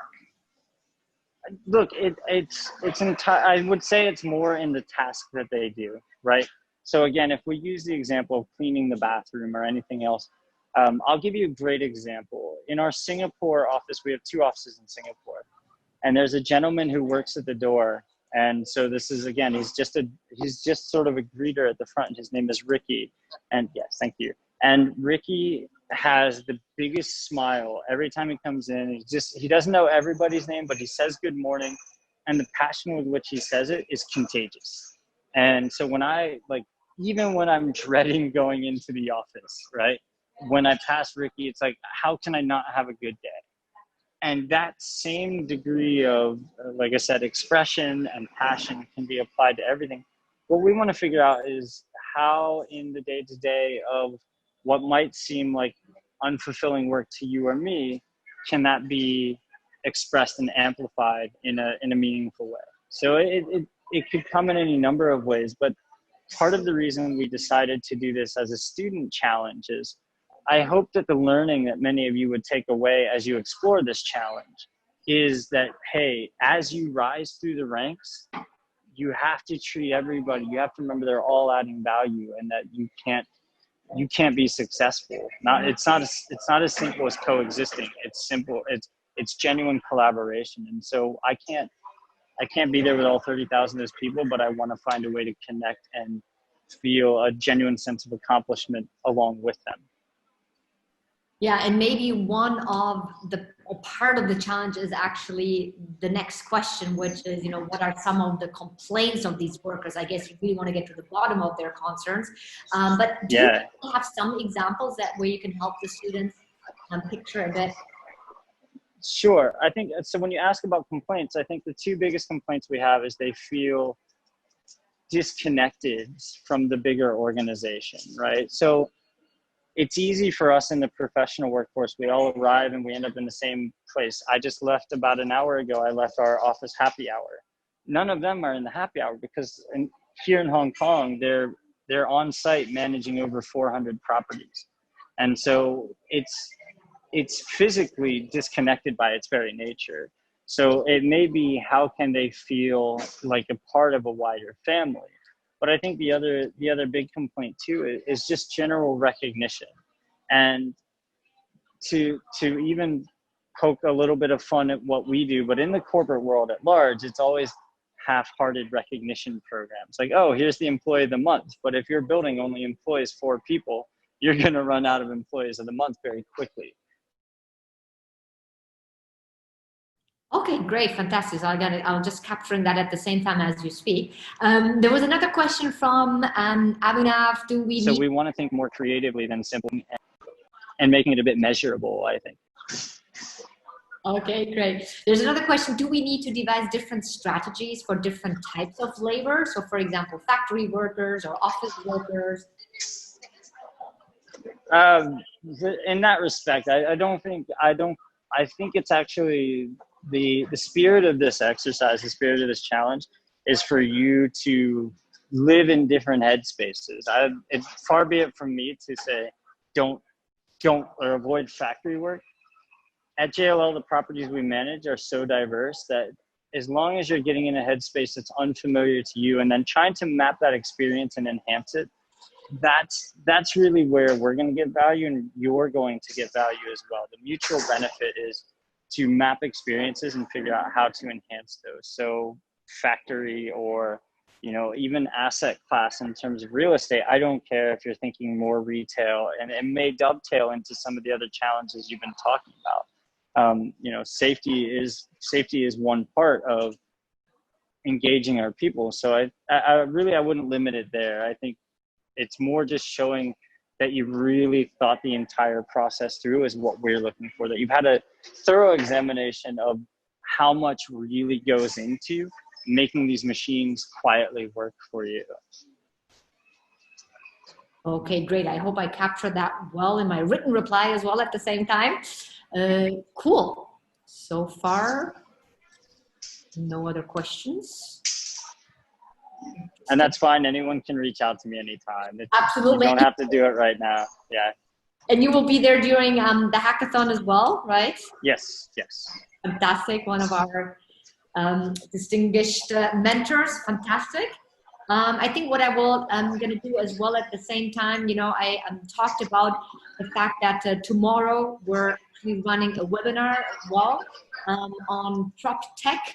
So again, that might spark some ideas. There will be some really interesting conversation. It will be across Asia, covering India, Hong Kong, and other Asian markets. So I'm just going to put this into the chat room for those who want to have a little bit better understanding on property, prop tech, and any potential solutions, that are currently on the market.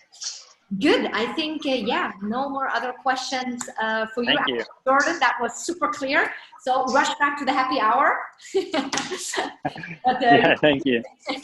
So online, and then last but not least, talking about happy hour, we do have the Cooking with AI and Big Data Challenge. This is actually a combined challenge by Jardines Restaurant Group. And just to highlight the two brands underneath, KFC and Pizza Hut, and then the I probably actually gonna have Matthew talk about it. I'm probably not gonna pronounce the Chinese name correctly. And then Microsoft as well, so that share with Microsoft as well. And we have Alexandra here. So can I just please have Matthew and Alexandra do a quick voice test to see? I can see Alexandra. Does it work? Fantastic, brilliant.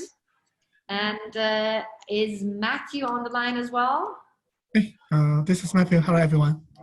There's Matthew. Oh, I can see Matthew now. And I thought I saw there, because I'm scrolling in the gallery, I saw Alexandra on the, yeah, okay, fantastic. There she is with her amazing virtual background. Cool.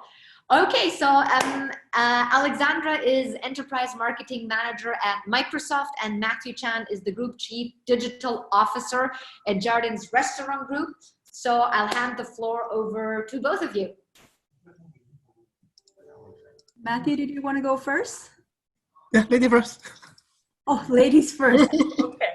Well, hi, everyone. My name is Alex. I'm actually fairly new at Microsoft, so I'm going to do my best to represent and explain what we do. I think most of you will be familiar with Microsoft as a technology company, and you probably know us as Office and so forth. But I think as someone who's new to the organization, we actually have a lot of varieties of technologies, not just typical Word and Windows, but a lot more helping customers and, for example, customer and retail with CRMs, ERPs. Also, we think about IoTs and all those in the cloud. And so there's a whole bunch of different things that, if you're not familiar with, that Microsoft helps with, and we're going big on AI and data, and that's why I think this challenge is about cooking with AI. But before we get into the details of all that, I would say that it's also in Microsoft we believe about very customer centric, and we believe of being empathetic. I think you've heard from some of the other presenters today about the part of being empathy, putting yourselves in a customer's shoes or a user's shoes, and whatever solutions or problem you're thinking about, it's important to have that kind of empathy and think about it that way. So I'm going to just stop there first and let Matthew introduce himself and perhaps talk about a bit more about the challenge that we have at hand. Yeah. Alessandra. So hello everyone, this is Matthew. So it's really glad to participate in this hackathon, and I think for our stream we partner with Microsoft to leverage their technologies knowledge, especially in the AI area. So for the F&B industry, actually is quite far behind in the digital transformations journey as a whole. So for Jardine Restaurant Group, we mainly operate KFC and pizza in 4 markets: Hong Kong, Taiwan, Vietnam, and Myanmar. So because of pizza business, actually we have a big proportions of businesses really come from online, and so this is really a strong and solid foundation for us to go further compared with the other F&B operator. And that's why when people in operators in F&B scene thinking about or kickstart to do the transformation, actually we want to go further, and that's why how to really leverage data and AI is one of our key agenda at the moment. Just want to give everyone a background about what happened in the industries. I think during these few months after the COVID-19, so during COVID, F&B is one of the industry being heavily impacted. I think during the peak month, the sales of the dine-in business really dropped by 80%. Is the industry average. We are relatively better than the average a bit. The reason is because of delivery business. When everyone trying to survive, they will tap on Foodpanda, Deliveroo, Uber Eats. Lucky that we have our own delivery fleet, and that's why we have a better performance versus the other competitors. But during this period, we are well aware of that. We are not really doing good in playing around the data and leverage the data that we have in last decade to help us to further enhance our core competence in this area. So how to really make use of the data to enhance our delivery capabilities, how to make use of it to enhance the customer experience, how to leverage it to do better in the predictive modeling to predict or to suggest what the customer need is three key area that we want to unlock. So that's this kind of the key area that we want to play around with. But at the same time, all these solutions, I think the entire industry is really needed. And that's why is talking about the whole F&B industry, but not just KFC or Pizza Hut business. Fantastic. Okay. Thank you very much, Matthew. And thank you, Alex, for introducing the Cooking with AI and Big Data Challenge. So we'll open up to the floor and see if there's some questions from students and also seasoned innovators. I got reminded by my team, you know, we may have seasoned innovators on the call as well, not only students. So we're not discriminating by age. So, you know, everybody can join. Let's see if we have anybody from the audience who wants to ask a direct question, and here we go. So staying anonymous, but so here's the question. Just to be clear, is the solution limited to the existing Jardines Restaurant Group restaurants? Matthew, do you want to take that? Does it have to be limited? I think for this stream, cases we can test and apply in our existing business, but it's not limited to our portfolio. Again, this solution should apply to the whole industry. So if anything can tie with us, we can be a test ground later on if there are any follow-up action that we can co-create. So I think it's a additional advantage if we want to co-create or as a follow-up for the deployment of the solution. But solution itself, industrial level. Yeah, absolutely. And I think I gave kind of like a similar reply to a question to another challenge where I really would encourage the participant, to leverage the fact that you have mentors from the business units, from Jardines, right? So again, you know, the solution is going to be so much better, the better you understand the problem. So really take advantage of asking very precise questions, maybe related to, you know, Pizza Hut or, you know, Kentucky Fried Chicken, or again, so leverage the mentors on the ground. But then, yes, as Matthew said, probably, you know, other players can leverage these solutions as well. Okay, good. So there's a question that goes to Alex. Alex, what kind of solutions are expected? Because how would it relate with Azure, right? So any expectations from your end? Well, of course, you know, we're not going to say you can only do one thing. I think you'll have to think, I think we've opened a broad solutions. You can take it from a customer experience point of view. How can you improve the customer experience such that, you know, I think everybody has been to Pizza Hut or KFC, right? And so you think about it and I think this is what's great about the challenge is that you can relate and think yourself in the customer's shoes and say, how do I improve the experience? Is it, everybody's going to say an app for data collection, but, you know, what is there more to it? You know, is there other out of the box solutions you can take with it? Or you can take it from a business perspective and say, you know, what data is, you know, what data be useful in the business decision making? What data gaps could there potentially be? And sort of say, how do we collect that data? And it could be to improve supply chains. It could be improve restaurant operations or the employee productivity, or, you know, a well-being in the store, helping them to do their job. So I think there's no one direction, but I would say you start thinking from a customer point of view, how to improve the customer experience such that maybe you know, the business can take that data to create more customized experience to meet customer expectations, or maybe to be able to predict customer changes, especially now of COVID-19, like, you know, who knows how customer behavior is changing. Whatever we thought before, you know, is what the data we had before may not be relevant for the future. So how can we think about that? And on the business side, what data can the business owners use to help improve overall operations and deliver good customer service? So I think you can think quite broadly. You're not forced to take one way or the other. Of course, the magic is if you can address both customer experience and help the business decision operations together, and that would be a wonderful magic solution. Fantastic. Okay, so here I think here's a question to see if there's something that the attendees can learn from existing solutions. So Matthew, the questions, are there any things that KFC or Pizza Hut lacks, but you think your counterparts already have? It depends how we define the counterparts, because for F&B operator, I think their core competence is the operation and the product itself. But talking about technologies or digital or data, I think they will leverage the solution in market. So let's say for delivery, maybe they rely on Foodpanda, Deliveroo, Uber Eats. So if we extend the concept of counterparts, I would say what Deliveroo, Uber Eats, or Foodpanda have in terms of their delivery capabilities. A normal F&B operator, they're lacking of it.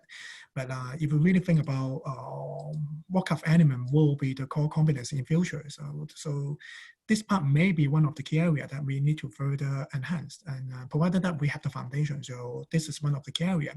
The other part is everyone will talk about the customer experience. They want to have a better online or digital experience to their customers. But I think if we only benchmark with the existing player in F&B scene, I think the whole scene is really left behind the competition. So I would say for this part, we should benchmark with the best practice in the market. We can look into the luxury sector, we can look into the retail sector, we can look into the digital players, how they did in this part. So I think the concept of counterpart itself is really depends which area the teams want to focusing on. But there are lots of opportunities in F&B scene because the whole sector is left behind in the transformation journey. I would just add into that, most times when people think of customer experience, you're just thinking in F&B, they're thinking ordering, booking a reservation, and so forth. But I would say think more broadly that they do in a lot of different industries about the customer journey from start to end to the point they leave, and what's the feedback loop and so forth. So don't restrict yourself to one certain part of data collection, because think about the customer's whole journey and how they interact with the brand, and repeat the loop. So think broadly about it. Great. And there's maybe a very quick question, or like one with a quick answer. Is using Azure a requirement for this challenge? Well, I get it. If you want to impress Alex. It's not, I don't think it's a mandatory rule, but I would say I should say I'm not a technical person, but I've used Azure Studio, for example, and I find it very easy to use. So if you are I think the teams will be mixed, but I found it quite easy to use. So I think, and it's quite a variety of tools. So I do think that it's worth a shot.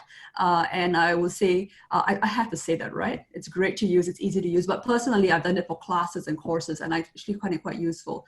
Next week, we'll be having one of our cloud solution architects. He's going to be introducing Azure, the platform, the variety of tools you have at your disposal, and Microsoft will be providing credits and access for all the participants. He'll also show you how to prototype solutions, talking through some use cases of how people have used it before in hackathons, and hopefully that will give you some inspiration and help you to be able to build a solution. And I think especially if you have not used other platforms before, it's an easy introduction to prototype a solution. Yeah, thank you. And once again, I think I said it before when we had similar questions, leverage exactly what you said, Alex, right? The mentors on the ground to really get familiar with everything that Azure is holding, and installed for everybody. And yes, I did actually post also the link to the second pre-event, which is taking place next week. Same day of the week, so on Thursday, same time, and sign up there. You get an introduction to Microsoft Azure and the power of it.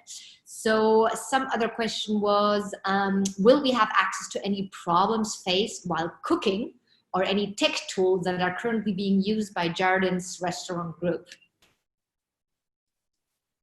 Yeah, problem definitely. If anything's that directly relate to us, we are more easy to justify or give you advice on how we see the problem. So in terms of problem statements or the problem that we face in general in the industry, definitely relevant to JLG, I will think our expertise within the company and those mentors that we put in, I think will create more value.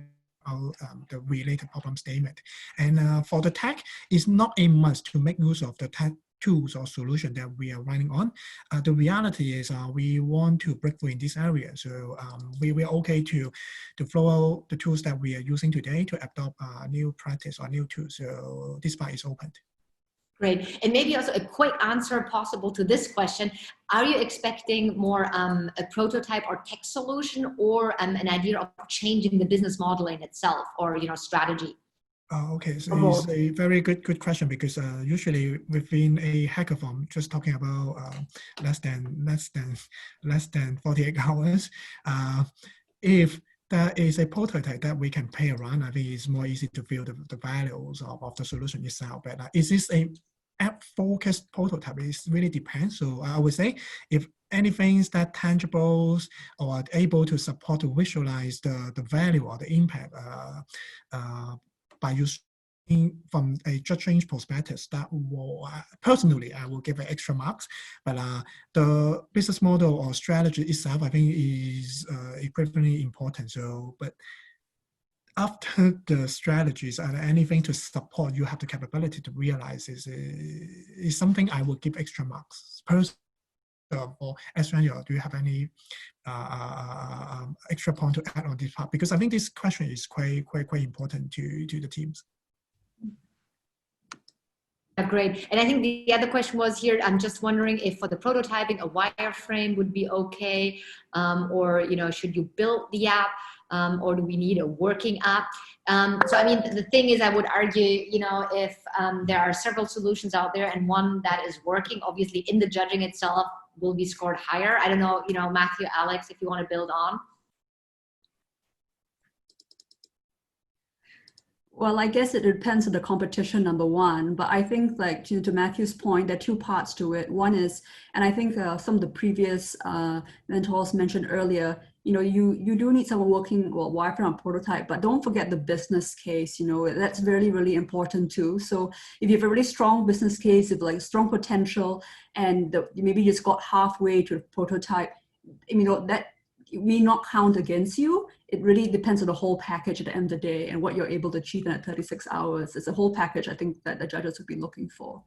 So try your best, I would say.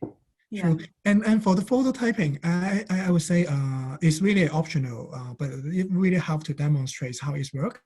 But the business value is the key. So is Rhyme okay or not? I think if you have the Rhyme theme, I think there is lots of prototyping tools available in market. Even you have some hand drawing, you can really put it as a kind of app for the prototyping tool available in the market. So I think this part is not really time consuming for you guys, but it'd be better to search for this type of tools. There's really lots of available tools can really help you to turn the handwritings or hand drawings to a collectible prototype. Yeah. Okay, great. And I realized actually I pushed one question as answered, where there was a question about data sets provided, and I'll just copy the link into the chat room. Good. So we're nearly at the end of the time, but let me quickly check. I think there was one more question about KFC and Pizza Hut have their own delivery website, but you also refer to services, of other delivery platforms such as OpenRice, Deliveroo. What are the directions of KFC and Pizza Hut to develop their delivery service? Would they give up their own delivery platform? Rely on external platforms? This is a good question, because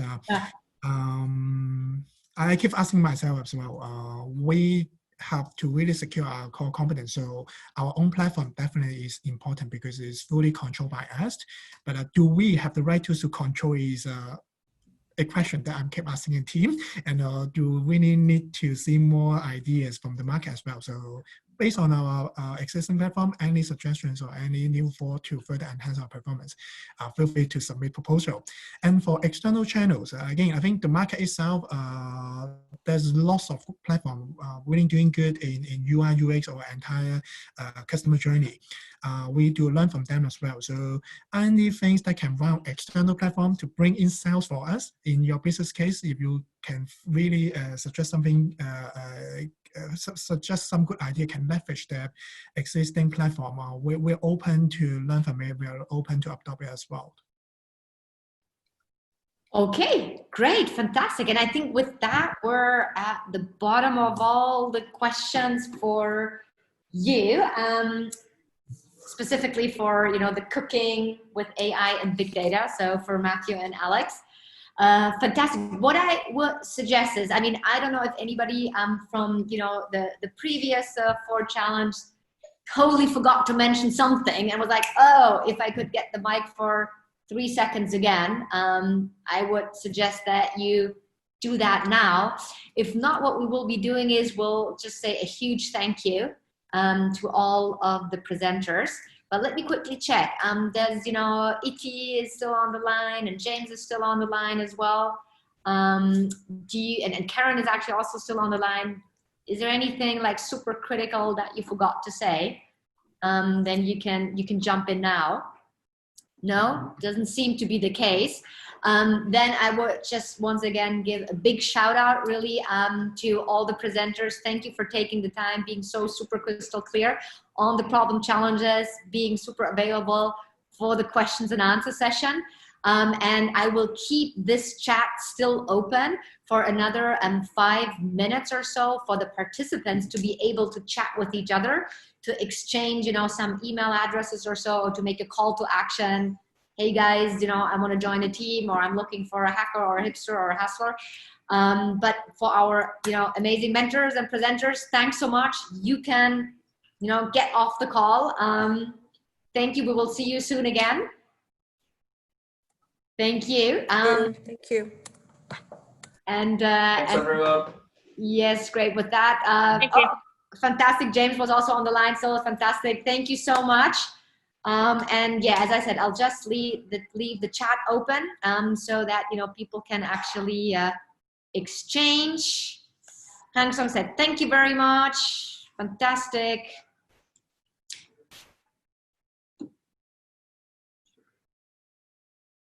Okay, fantastic. Let me just actually, while you guys are on, I would just say, type this question as well, but a product would always be preferred and score higher. Okay, here we go. Huh? Okay. Good luck, everyone, from Alex. Cool, absolutely. Once again, you can see actually in the chat here, the tool links, the links to the next pre-event for the Microsoft Azure workshop. For those who are interested in PropTech, to join the webinar tomorrow evening. Okay, let me see if there's some other Q&As actually for us. May said, hi, can I have the link in of the Accenture contact? Okay, I think it should actually be on the website. So if you, let me see, I'll just have my team here look on it and we can provide it there.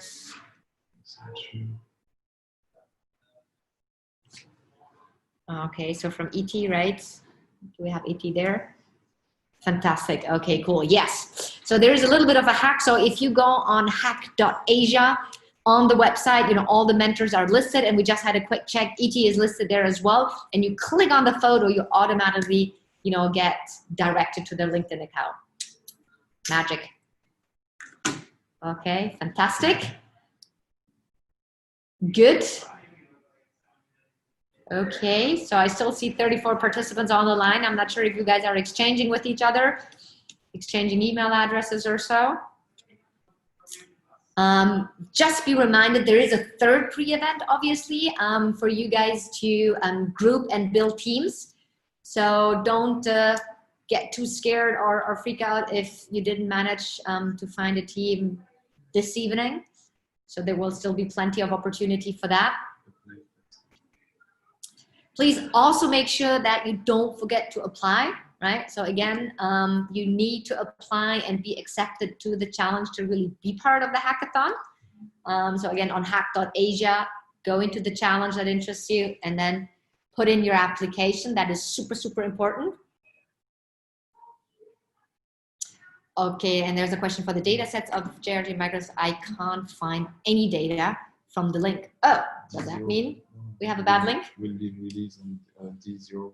Oh, okay. It's not released yet. Okay. Okay. Okay. So the link does work, and there will be information in there closer to the event on day 0, right? On day 0. Here we go. So keep the link precious.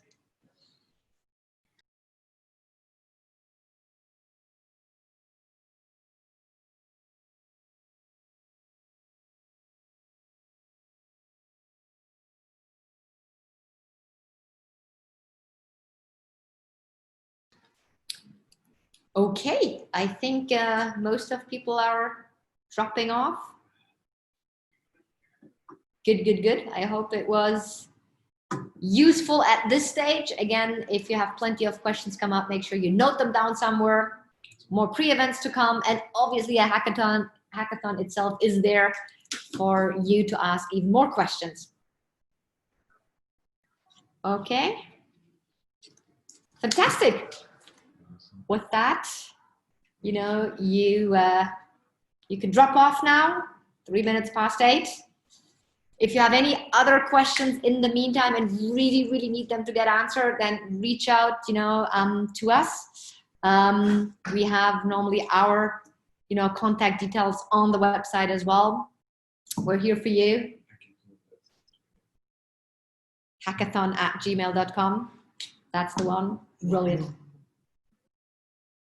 Okay. I think at WHub.io, right? Yeah. Hackathon@WHub.io. That's the one. Okay, let me put this one into the chat here. Hackathon@WHub.io. Okay, note that one down. And with that, I'll just gonna end it here. Keith, anything that you want to add on? You're all good? Nope, all good. Great speeches, great questions. So all good. I know. I was amazing. See so much, you know, traction already, and feels like some people really want to get a head start and a competitive advantage, and are all in the starting blocks. Awesome. Yeah, exactly. 31 questions. Very impressed. Yeah, I know. And we have them all documented, right? Also brilliant. Okay. Yeah. Awesome. Thanks. You know, I'm just gonna, you know, throw everybody out now to make sure, you know, you don't hesitate to have a nice Thursday evening now. Thank you, Karina. Thank you all for joining. Thank you. Thank you, Keith. Bye. Have a good night. Bye-bye. You too.